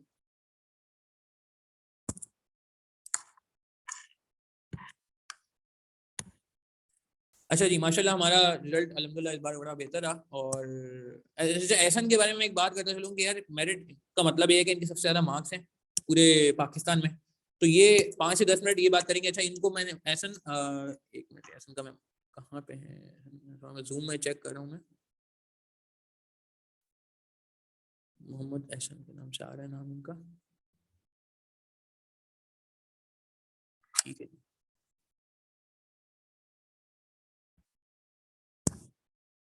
एक मिनट यार, देखें आप अनम्यूट, अब चेक करें, अनम्यूट हो गए एहसन? जी जी सर, अस्सलाम वालेकुम। जी एहसन आवाज आ रही सर? जी जी मुझे आ रही है आवाज, बिल्कुल। Thank you Ehsan, first of all congratulations यार, माशाल्लाह बहुत बड़ी अचीवमेंट है पूरे पाकिस्तान में। मुझे आपका मैसेज आज भी सेव हुआ है जिसमें आपने कुछ मिले जुले रुझान का इजहार किया था पेपर के बाद, जो आपने मुझे मैसेज किया था, if I am not wrong, ठीक है। जी जी आपने मैसेज, ठीक है, मैं रीड करना मुनासिब नहीं समझता, ठीक है, बस इतना था, पेपर वेल हैज आगे फिर खैर जैसे आपने कहा था कुछ एरर्स हो गए हैं, ठीक है, छोटा मैं थोड़ा सा बता भी देता हूँ स्टूडेंट्स को, और फिर आगे आपने खैर थैंक्स वगैरह ये सारी बातें की थी, ठीक है, वो ऑब्वियसली यार। तो भाई मैंने आपको आज इसलिए नहीं बुलाया कि आप मेरी तारीफें करेंगे, ठीक है, आपको मैंने आज सिर्फ इसलिए बुलाया कि यार आप 5 से 7 मिनट 5-10 मिनट सिर्फ स्टूडेंट्स को ये गाइड कर दें कि यार बीएफडी का पेपर ना लेके कैसे चलना चाहिए, क्योंकि इस बार थोड़ा सा रिजल्ट हम देख रहे हैं कि पासिंग परसेंटेज थोड़ा सा डिक्रीज हुआ है।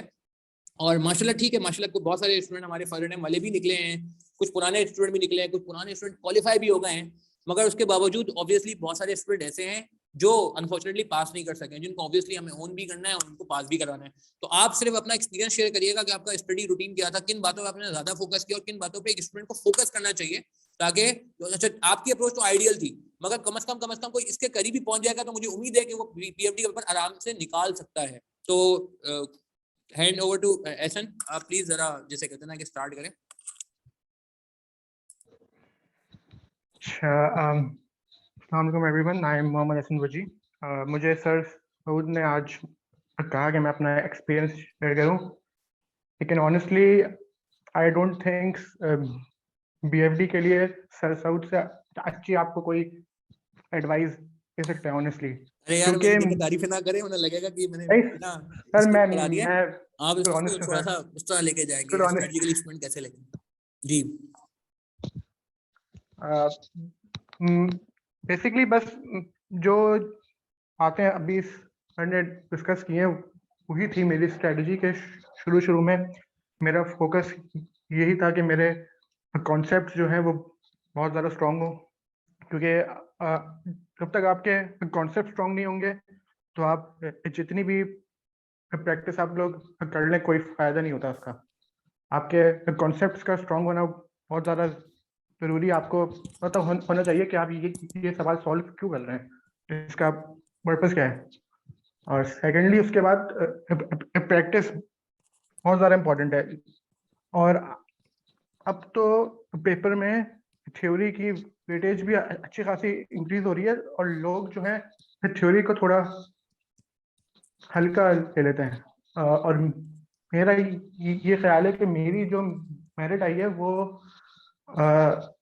इसलिए आई है क्योंकि मैंने थ्योरी पे भी अच्छा खासा मेरा फोकस था और मैंने थ्योरी की भी रिटन प्रैक्टिस की थी अच्छी खासी। और जब मैंने अभी जो ICAP ने सजेस्टेड आंसर्स अपलोड किए हैं तो मैंने वो जब देखे तो जो मैंने अपने पेपर में थ्योरी के लिखे थे चीज़ें वो ICAP के आंसर से 90 to 95% मैच हो गई थी।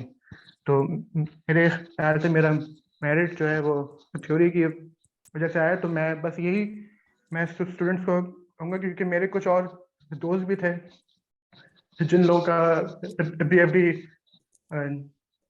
नहीं हुआ क्लियर, तो उन लोगों से भी जब मेरी बात हुई थी तो वो लोग भी यही कह रहे थे कि यार हमने तो थ्योरी को हम लोगों ने सही से थ्योरी की हमने प्रैक्टिस की ही नहीं थी।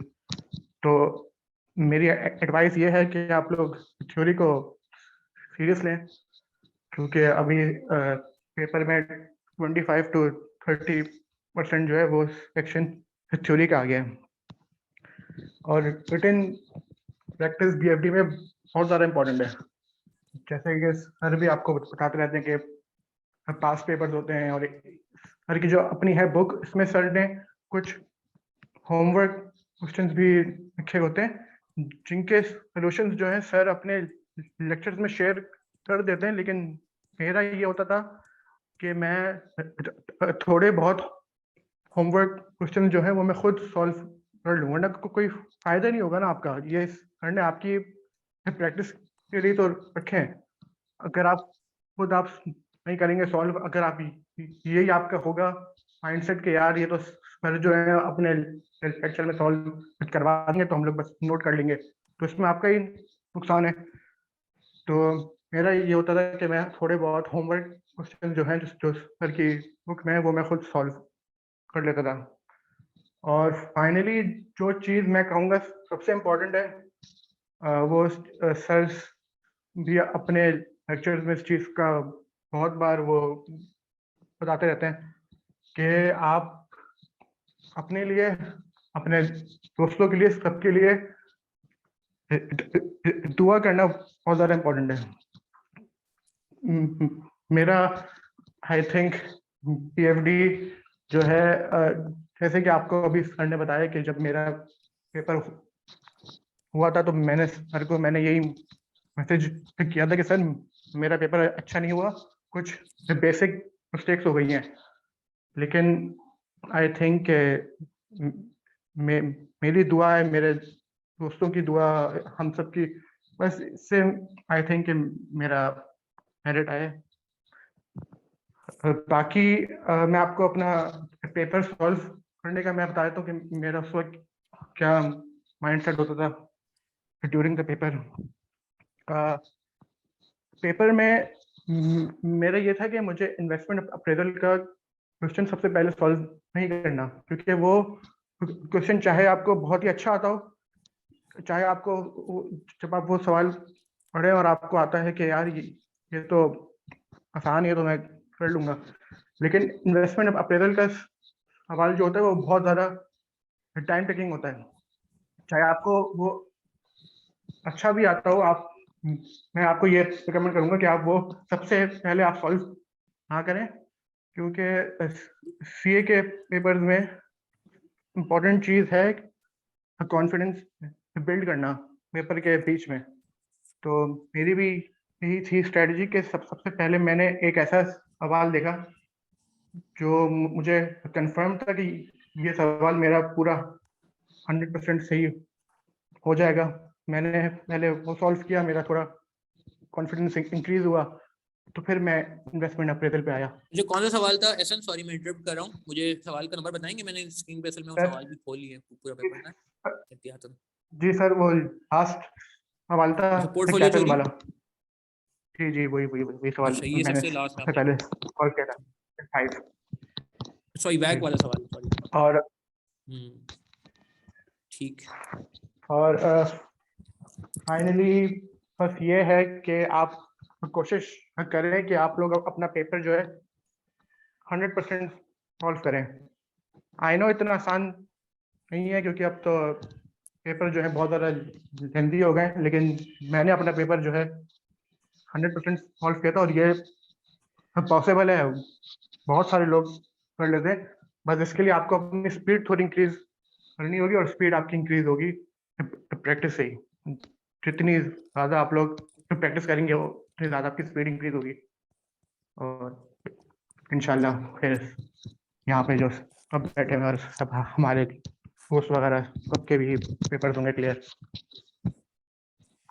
अच्छा, ऐसा नहीं बताया कि आपके आई लेक्चर्स कब थिंक खत्म हो गए थे? आपने लेक्चर्स कितने टाइम पहले कवर कर लिए थे ऑलमोस्ट पेपर से? सर, मेरे लेक्चर जो है बिल्कुल आपके साथ साथ ही ओके। खत्म हो गए थे। मतलब जब अक्टूबर आपकी एंड।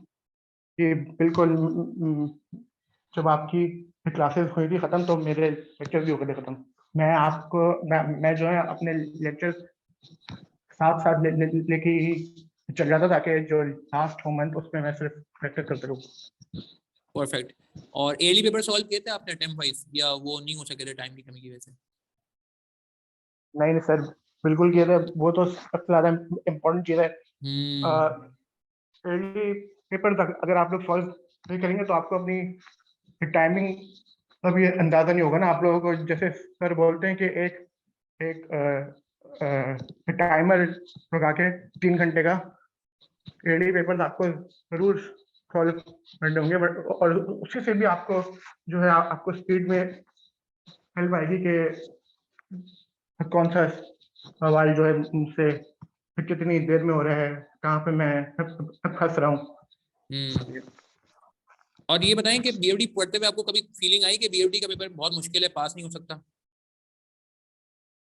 नहीं सर, ऐसी तो फीलिंग मुझे नहीं बिल्कुल तो भी आप नहीं इसको आई। बीएफडी के पेपर को वैसे, क्योंकि देखिए वैसे तो आपका मेरिट है, वैसे मैं सवाल बनता नहीं है, मगर मैं वैसे पूछ रहा हूँ सीरियसली कि मेरिट आने से पहले की भी जी बात जी। है कि आपको क्या लगता है पेपर मुश्किल है, आसान है, या मॉडरेट है? Sir, BFD as a course मुझे थोड़ा आसान ही लगता था। हम्म।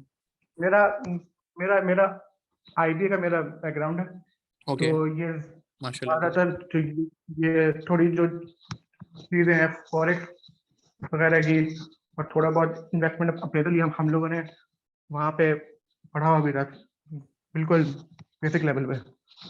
तो पीएफडी का जो था पेपर, ये मुझे शुरू से कोई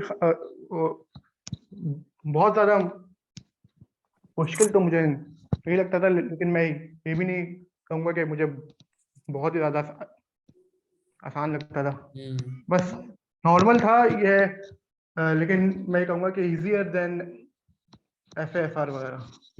बिल्कुल सही बात है कि एक ये आप मैं एक कहूँगा। तरीके से लेके चलें, साथ साथ फॉलो करें, तो इतना मुश्किल पेपर है नहीं है पास करने को, हम इसको ऐसे कह सकते हैं। नहीं है, बिल्कुल भी नहीं। जी। नहीं यार, जबरदस्त यार। बस और जो last but not the least, बस मुझे ये बताएं, जी। पेपर के दौरान कभी ये फीलिंग आई थी कि मेरिट आ जाएगा जब पेपर सॉल्व कर रहे थे? नहीं सर, बिल्कुल भी नहीं आई थी, इसलिए तो मैंने आपको मैंने मैसेज पढ़ के मुझे आइडिया आपको हो गया था, वैसे तो मैं डर भी गया था थोड़ा मैं सा। आपको खैर, मगर ये कि जैसे क्या कहते हैं यार, ये बाकी ये बताऊं मुझे, लास्ट टाइम जो हमारे मेरिट होल्डर थे सात बिन सुहेल, उनका भी एग्जैक्टली ये कहना था। अच्छा, उनका भी मैसेज ऐसे आया कि यार मतलब आ गया मैसेज। मैंने कहा अच्छा। अच्छा, उस वक्त तो मैंने चेक भी नहीं किया था। आपके केस में ऐसा, मेरी क्लाइंट से मीटिंग चली थी, और मजे की बात, ये मीटिंग 5 बजे शुरू होनी थी, रिजल्ट के बिल्कुल एंड टाइम पे। अब मैं परेशान हूँ, मीटिंग थी भी बड़ी सीरियस, मगरिब तक जानी थी कम अज कम। मगरिब भी मैंने उनको एक्सक्यूज किया, मैंने कहा नमाज हो गई है, 6 बज चुके हैं भाई, अब मुझे अपना एंड कर देते मीटिंग, और खैर बीच से रिजल्ट, तो मैंने उसी मीटिंग के दौरान ऐसी आपका वो था ना ICAP का जो लिस्ट होती है मेरिट और गोल्ड मेडलिस्ट की, वो मैंने खोली और लैपटॉप पे, वो मैं फोन पे था मीटिंग में, वो टेलीफोनिक मीटिंग थी वो क्लाइंट से रिमोटली, और फिर मैंने खैर CRN आपका अपनी तस्वीर देखी तो मुझे लगा यार ये बंदा तो जानने में लग रहा है, फिर मैंने चेक किया तो खैर उनका 7 दिन सोहेल का डिफरेंट था, वो उनका भी यही था कि जी मैं तो एक्सपेक्ट ही नहीं कर रहा था उनका। खैर आपका पहले तो अच्छा आप पीछे बैकग्राउंड से हो, IB बैकग्राउंड से, उनका भी ये था QT में मेरिट था आई थिंक 7 का, December 21 में उनका जो हमारे पास आया पहले आई थिंक 2019 में शायद या 20 में वो QT में नहीं आई थिंक और पहले बल्कि QT में उनका जो है ना वो एक मेरिट और था। चले यार, अच्छा एक सवाल है कि आपने थ्योरी कहाँ से प्रैक्टिस की थी, ये एक सवाल आया है। सर की बुक में कुछ ACCA के हैं क्वेश्चन बहुत अच्छे और वहाँ पे जो है थ्योरी बहुत ज्यादा है। अगर आप लोग ACCA के जो है क्वेश्चन वो आप लोग देखें तो उसमें भी, और अब तो ICAP के भी जो पास पेपर थे पिछले 2-3 अटेम्प्ट में उसमें भी आ रही है। बल्कि मुझे लग रहा है ऐसा कि सवाल तकरीबन रिपीट भी हुआ है। एक सवाल मैंने स्क्रीन पे दिखा है वैश्विक के नाम से, कि मुझे किसी ने कल मुझे परसों आता तो फीडबैक दिया इस तरह का सवाल, मतलब ऑब्वियसली पूरा तो नहीं, तो बहुत बड़ा सवाल था, 50 मार्क्स का सवाल था।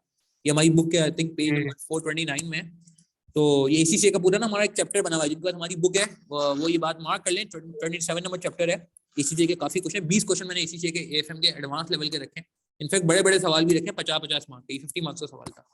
तो इसमें कुछ थ्योरीज आ रही होती है, डिस्कस ठीक है, इवैल्यूएट, एस्टिमेट तो नहीं, इवैल्यूएट, तो आई थिंक मेरे ख्याल से इनकी बात कर रहे हैं आप, इस तरह के सवालों की, जो ये पूरा हमारा चैप्टर है। जी ऐसे ही, बिल्कुल ऐसे ही सवाल। ये तो रची था, इसके अलावा और भी थे, लेवांटे था, एक ब्यूरिक्स था जो मुझे ब्यूरिक्स था, बिल्कुल मैंने क्लास में करा दिया था, काफी सारे मैंने क्लास में भी कुछ कराए, मैंने ज्यादा नहीं कराए, मगर मैंने काफी में कहा था, मैंने कहा कि आप कर लोगे तो आपको काफी आसानी हो सकती है। ये भी मैंने क्लास में कराया। न्यूट्रॉन है आई थिंक, न्यूटोरॉन PLC, ये भी फॉरेक्स का अच्छा सवाल है, डिस्कस, एक्सप्लेन, तो आई थिंक ये इंशाल्लाह आपको जो है ना क्या कहते हैं हो जाएगी। लास्ट में बस ये बता दें कि उसामा का सवाल आया है, अच्छा स्टडी टेक्स्ट आपने रीड की थी, ये सवाल आया क्योंकि स्टडी टेक्स्ट एक थ्योरी आई है मेरे ख्याल ड्यू डिलिजेंस की, तो क्या स्टडी टेक्स्ट को आपने मतलब फॉलो किया था, ये सवाल आया है। रीड करनी चाहिए पूरी। अब मैं अपने हिसाब से मैं बता देता हूँ, क्योंकि मैंने स्टडी टेक्स्ट को मैंने एक बार भी नहीं छुआ था। अच्छा, ऑनेस्टली मैं बता रहा हूँ, मैंने स्टडी टेक्स्ट को तो एक बिल्कुल सवाल भी आया नहीं था छुआ छोटा सा ड्यू था। डिलिजेंस का, आई गेस मेरे ख्याल से कुछ मार्क्स का था। जी जी, वो सवाल आया था, लेकिन मैंने जो ड्यू डिलिजेंस ऑडिट में मैंने पढ़ा हुआ है, तो मैंने वो इस तरह से मैंने ठीक है। आंसर और दिया था। लास्ट फ्यू डेज में आपकी क्या रिकमेंडेशन होगी BFD के लिए, उसामा का सवाल आया है। सर और मुझे आपकी आवाज सही से नहीं आई थी। सवाल ये कि लास्ट के जो डेज होते हैं ना, फ्यू डेज जो बिल्कुल पेपर से पहले के कुछ दिन होते हैं, इनमें क्या आपकी अप्रोच होगी BFD के लिए, सजेस्टेड अप्रोच, रिकमेंडेशन क्या होगी स्टूडेंट्स को? मेरी रिकमेंडेशन वही होगी जो सर सऊद ने हम सबको बताई थी, कि आप लोग को एंड में जो आपका रजिस्टर है, एक तो आपको अपने रजिस्टर आपको सही से मेंटेन करना है, ताकि जो लास्ट के हैं डेज आप लोग अपना रजिस्टर बस पूरा घुमाएं तो आपका रिवीजन हो जाए। और सर के कुछ एंड में होते हैं इम्पोर्टेंट क्वेश्चन होते हैं, वो इम्पोर्टेंट क्वेश्चन जो है आप लोगों को जरूर सॉल्व करने चाहिए एंड में, ठीक हो गया, क्योंकि उनसे भी हैक होती है। ठीक है। बहुत बहुत शुक्रिया Ehsan, thank you for taking यार सो मच टाइम। मैंने सोचा था थैंक यू सर, में होगा, मगर आपने काफी जिसे कहते हैं कंट्रीब्यूट किया, एंड यार जस्ट कंटिन्यू दिस पॉजिटिविटी। मुझे एक चीज बड़ी अच्छी लगी कि यार आप मतलब स्टूडेंट्स के बारे में भी सोच रहे हैं, और आई एम श्योर कि यार ये आपका जो एक इतना जबरदस्त माशाल्लाह मेरिट सर्टिफिकेट आया है, हम एक फिजिकली मिलेंगे उससे बात भी करेंगे। मैं समझता हूँ बिल्कुल आप स्टूडेंट्स को भी हेल्प करें यार, जो स्टूडेंट अनफॉर्चुनेटली पास नहीं कर सके हैं, उनको हेल्प करें, and wish you all the best for the remaining papers, कि आप इस सफर को जारी रखें यार। अल्लाह ताला से दुआ है मेरी कि अल्लाह आपको जल्द क्वालिफाई फरमाए, आमीन सुम्मा आमीन। And once again yeah, congratulations to you, your family, and mashallah it's a very good achievement, it's a very good achievement, thank you ऐसा। अच्छा जी, टाइम हमारे पास बहुत कम रह गया, 1:13 हो गए हैं, आई थिंक हमें इस टाइम पे एंड करनी थी क्लास। December 22 के पेपर में हम कुछ बात कर लेते हैं मेरे ख्याल से, और फिर हम सेशन को एंड करते हैं। मेरे ख्याल से एजेंडा हमारा तकरीबन हो गया है कंप्लीट, मगर उसमें शायद हमने रीजन फॉर फेलियर पे बात कर ली ठीक ठाक, डूज एंड डोंट से बात कर ली, स्टडी अप्रोच से बात हो चुकी है। दिसंबर 22 का पेपर अभी रह गया है। मेरिट होल्डर हमारे एहसन वजी ने बहुत इंपॉर्टेंट पॉइंट्स देखे हैं, आपके सामने रखे हैं, और दिसंबर 22 के पेपर पे हम कुछ बात कर लेते हैं। अच्छा, कल भी हमारा जो तरीकेकार होता है मैं इस पर ही बात कर लेता हूँ। हमारी हफ्ते में जो है ना 2 क्लासेस लाइव होती हैं, सैटरडे एंड संडे को, और 3 रिकॉर्डेड लेक्चर्स होते हैं। 3 रिकॉर्डेड लेक्चर जो है हमारे जो है वो संडे नाइट को अपलोड कर दिए जाते हैं। वो आपको मंडे टू फ्राइडे देखने होते हैं, और उसको देखने के बाद आप सैटरडे संडे ज्वाइन कर सकते हैं। जो लोग हमें बाद में ज्वाइन करेंगे यानी कि पोस्ट रिजल्ट बाद, उनके थोड़ा इशू ये आएगा, उनके पहले से कुछ लेक्चर होंगे पेंडिंग, तो वो उनको पहले कवर करने होंगे, उसके बाद वो हमारे साथ लाइव में ज्वाइन कर सकेंगे। तो उनको ये है कि उनको प्लान बना दिया जाएगा, एक एक्सेल बेस्ड शीट दे दी जाएगी प्लान, आपने उस एक्सेल शीट को फॉलो करते हुए जो है ना अपने लेक्चर कवर करने होंगे। कोशिश करनी है पेंडिंग लेक्चर ना हो, ये मैंने आपको पहले ही बता दिया कि पेंडिंग लेक्चर जो है ना वो हमारा एक बड़ा मसला रहा है। और ये जो मैंने आपको एक शीट शेयर की थी, ये शीट भी इसीलिए बनवानी पड़ रही है मुझे, और इस पर फिर मैं खुद पर्सनली सबके रिमार्क्स पढ़ पढ़ के जो है ना वो क्या कहते हैं अपना फीडबैक दे रहा हूँ, और फिर फीडबैक पे लोगों को वॉइस नोट ज़्यादा, तो ये इसीलिए हो रहा है क्योंकि पेंडिंग लेक्चर लोग खुद ही कवर करने लगे, तो समझो ये एफर्ट ना करनी पड़े आपके लिए हमें। खैर, तो ये बात हो गई। और अब तक कितने लेक्चर्स हुए हैं? अब तक आई थिंक 20-25 लेक्चर्स हो चुके हैं ऑलमोस्ट, मगर आई गेस वो सारे रिकॉर्डेड लेक्चर अवेलेबल है पोर्टल पे, 12 यूट्यूब पे अवेलेबल हैं, उसके अलावा जो है वो हमारे पास जो है वो उस पर अवेलेबल हैं, क्या नाम है आपका, अल्लाह भला करे, पोर्टल पे अवेलेबल है। पोर्टल हमारा प्रॉपर्ली अवेलेबल होता है, और आई थिंक ये सब चीज़ें हम कर रहे होते हैं। और कोई सवाल है किसी का तो पूछ ले, मैं फिर दिसंबर 22 के पेपर पे कुछ थोड़ी सी बात करना चाहूँगा, और आई थिंक 5-7 मिनट्स लगेंगे, और फिर हम अपने सेशन को एंड करते हैं। एक्सेल शीट वो मैं इंशाल्लाह रात में शेयर कर दूंगा, ग्रुप सारे ग्रुप में शेयर कर दूंगा एक दफा फिर, ठीक है। 100 लेक्चर होंगे टोटल, ठीक है। अप्रोच मैंने आपको बता दिया, देखें जो है ना वो बार बार मैं ये बात कर रहा हूँ कि आपने, और ये इतना मुश्किल पेपर नहीं है जैसे एहसन ने भी बोला, और मुझे भी पर्सनली ऐसा लगता है। ये नहीं इस वजह से कि मैं पढ़ाता हूँ या एहसन का मेरिट आया, इस वजह से कि यार इसमें वाकई पासिंग परसेंटेज भी इतना बुरा नहीं है। बिल्कुल, कल से पहला लेक्चर होगा, वो ग्रुप पे अपलोड कर दिया जाएगा। आप मुझे इस नंबर पे व्हाट्सअप कर दीजिएगा, अगर किसी के पास ग्रुप का लिंक ना हो, ये नंबर आप नोट कर लें, इस पर आप मुझे मैसेज करेंगे तो मैं आपको जो है ना ग्रुप में ऐड कर दूंगा, ठीक है। अच्छा, थोड़ी सी हम बात दिसंबर 22 के पेपर पे कर लेते हैं लास्ट सेगमेंट में। अच्छा देखिए, दिसंबर 22 के पेपर को मैं अगर टाइम कम है इसको मैं वैसे मैंने कहा कि अपने लेक्चर्स में हर सवाल को इंडिविजुअली सॉल्व कर रहे होंगे डिटेल में, जैसे हम हमेशा करते हैं। बट अगर मैं इस पेपर को देखूं तो इसमें पहला ही सवाल जो था ना, जैसे एसएम ने कहा कि बहुत बड़ा सवाल था। अच्छा, एक और इशू मैं आपको बताऊं कि एग्जामिनर ना कवरेज पे जा रहा है। जो पहला सवाल था ना वो था फॉरेन इन्वेस्टर रिजल्ट है। कितने लोगों ने मुझे मैसेज किया पेपर से पहले, काफी सारे लोगों ने, कि सर हम इस बार क्या फॉरेन इन्वेस्टर रिजल्ट छोड़ दें, क्योंकि वो 2-3 साल पहले आ चुका है और वो कभी आता है कभी नहीं आता। और मेरा जवाब सबको ये था, और मेरा जवाब ये सेम जवाब था हर टॉपिक के लिए। बंदा कोई भी टॉपिक के लिए मेरे से सवाल करता था। अब चूंकि पिछले कुछ अटेम्प्ट्स पहले, कुछ साल पहले कुछ ऐसी चीजें पेपर में हुई हैं जिसके बाद पेपर में हुई है, मतलब ये कि पेपर में लगातार कुछ चीजें टेस्ट हुई हैं अनएक्सपेक्टेडली, जिसके बाद से मेरा तो माइंड बिल्कुल चेंज हो गया है कि नहीं जी, आपने हर टॉपिक पढ़ के जाना है, हर टॉपिक पढ़ के जाना है, सेलेक्टेड स्टडी बिल्कुल नहीं करनी, ठीक है। तो इस चीज में मैंने फॉरेन इन्वेस्टमेंट रिजल्ट के लिए भी बच्चों को ये बोलता, मैंने कहा नहीं यार आप ना छोड़ के जाए, क्यों रिस्क ले रहे हैं आप ना, ठीक है। और मजे की बात ये पहला सवाल ही फॉरेन इन्वेस्टमेंट रिजल्ट आया, कितने मार्क्स का, मार्क्स चेक करें, 14 + 5 + 6 25 मार्क्स, यानी कि 1/4 पेपर आपका जो है ना वो एक सवाल में बेस कर रहा है। 1/4 पेपर जिसमें 11 मार्क की थ्योरी थी।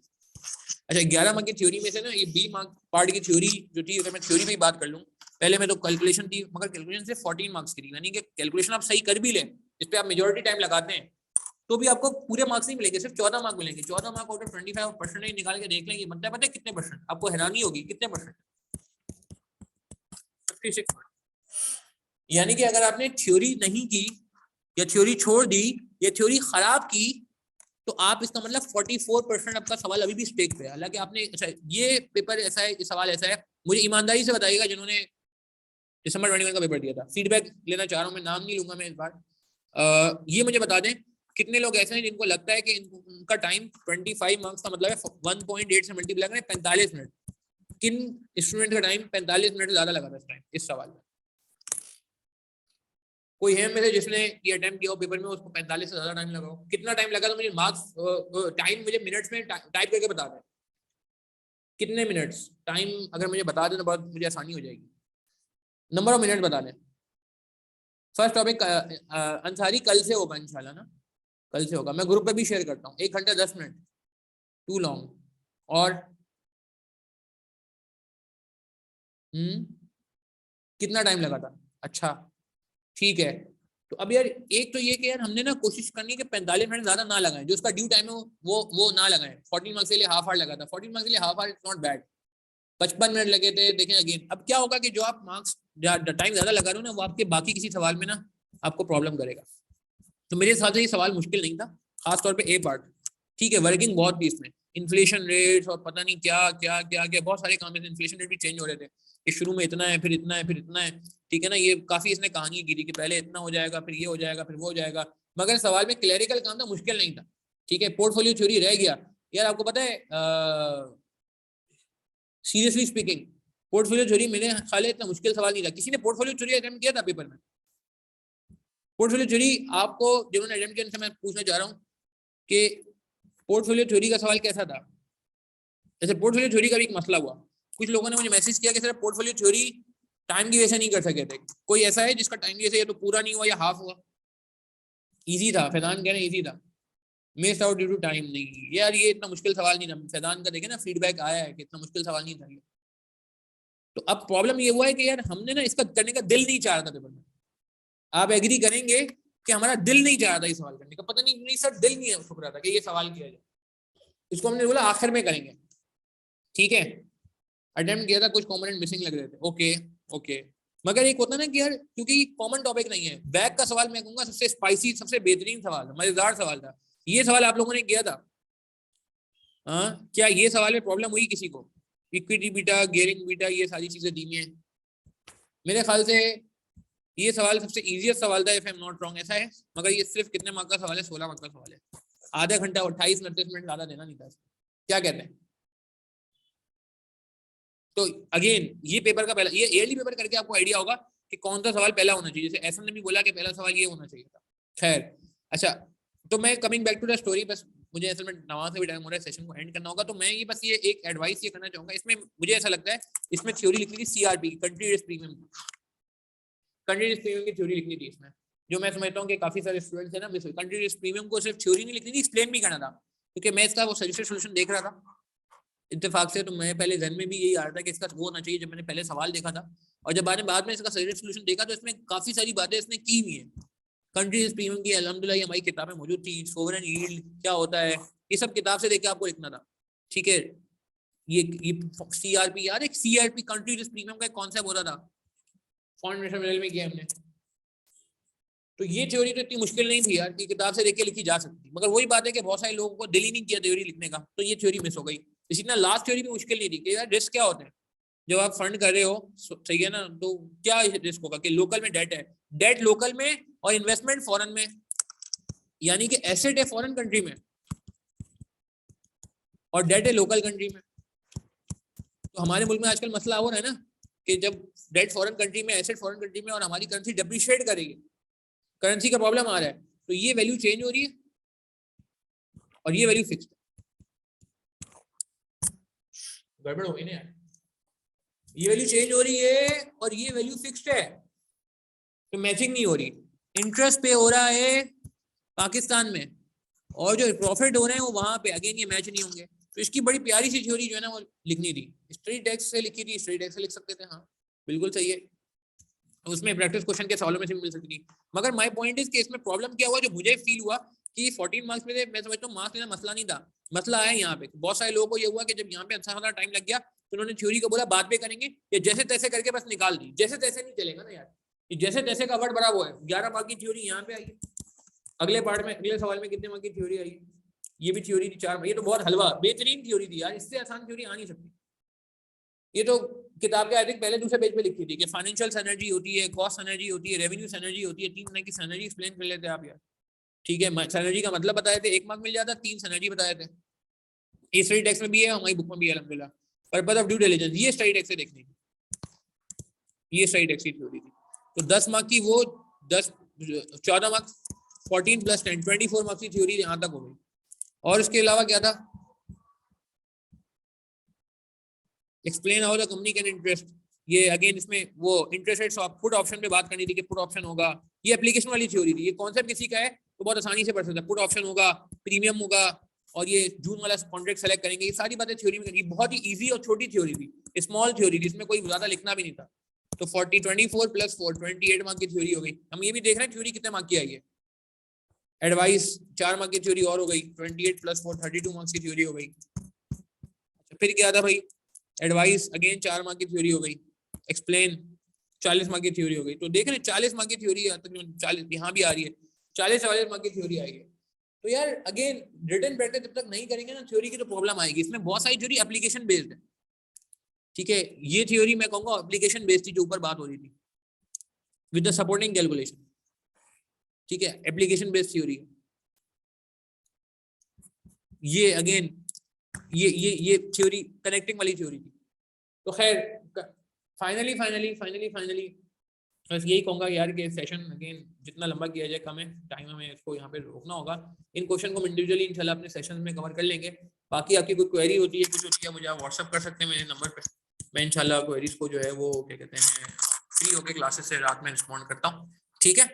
तो बाकी हिम्मत नहीं आ रहे यार, ये सबसे इम्पोर्टेंट जो स्लाइड थी वो ये थी भाई, रीजंस क्या क्या हैं, उनको कैसे हमें ओवरकम करना है, रीजंस क्या क्या हैं उनको कैसे ओवरकम करना है, ठीक है।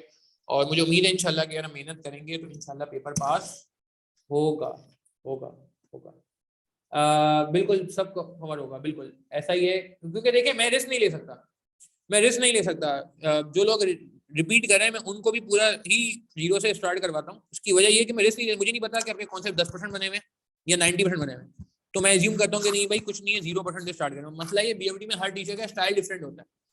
तो अगर आप आधा स्टाइल मेरा फॉलो करेंगे, आधा स्टाइल आप मेरा फॉलो नहीं करेंगे तो प्रॉब्लम होगी। हाँ वो मैंने आपको पहले बता दिया कि जरूरी नहीं कि आप क्लासेस के लिए आप सेल्फ स्टडी भी जा सकते हैं। आपका पुराना कंटेंट अगर आपको लगता है इनफ है, उसमें इनफ प्रैक्टिस क्वेश्चन है, ठीक है, और कॉन्सेप्ट इनफ है, तो मैं कहूँगा आप अपना अप्रोच चेंज ना करें। हाँ अगर आपको लगता है 2-3 अटेम्प्ट हो गई और आपको अप्रोच चेंज करने की जरूरत है तो फिर आप सिर्फ मुझे ही फॉलो करेंगे, ठीक है। कल की क्लास इंशाल्लाह 11 AM पे होगी इंशाल्लाह। कल यही लिंक रहेगा, zoom link will remain the same.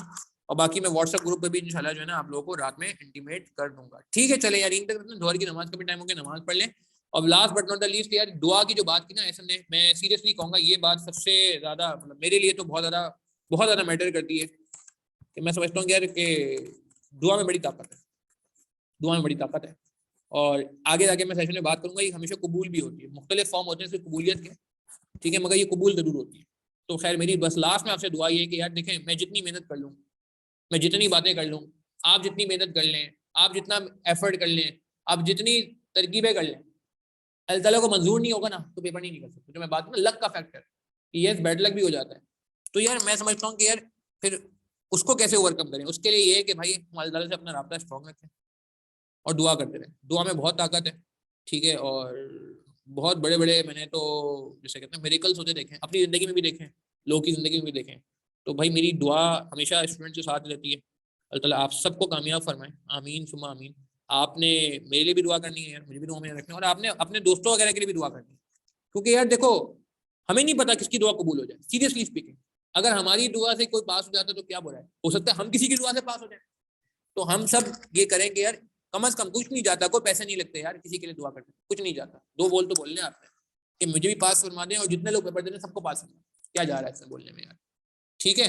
तो यार ये छोटी छोटी चीजें हैं, आई थिंक हमें इसका भी ख्याल रखना चाहिए, ठीक है। इंशाल्लाह आपसे मुलाकात रहती है, अपना ख्याल रखिएगा, प्लीज दुआ में याद रखिएगा। और वंस अगेन इस यकीन के साथ कि पेपर इंशाल्लाह निकलेगा, हम वापस से एफर्ट करेंगे। अस्सलाम वालेकुम रहमतुल्लाहि व बरकातहू, खुदा हाफिज़।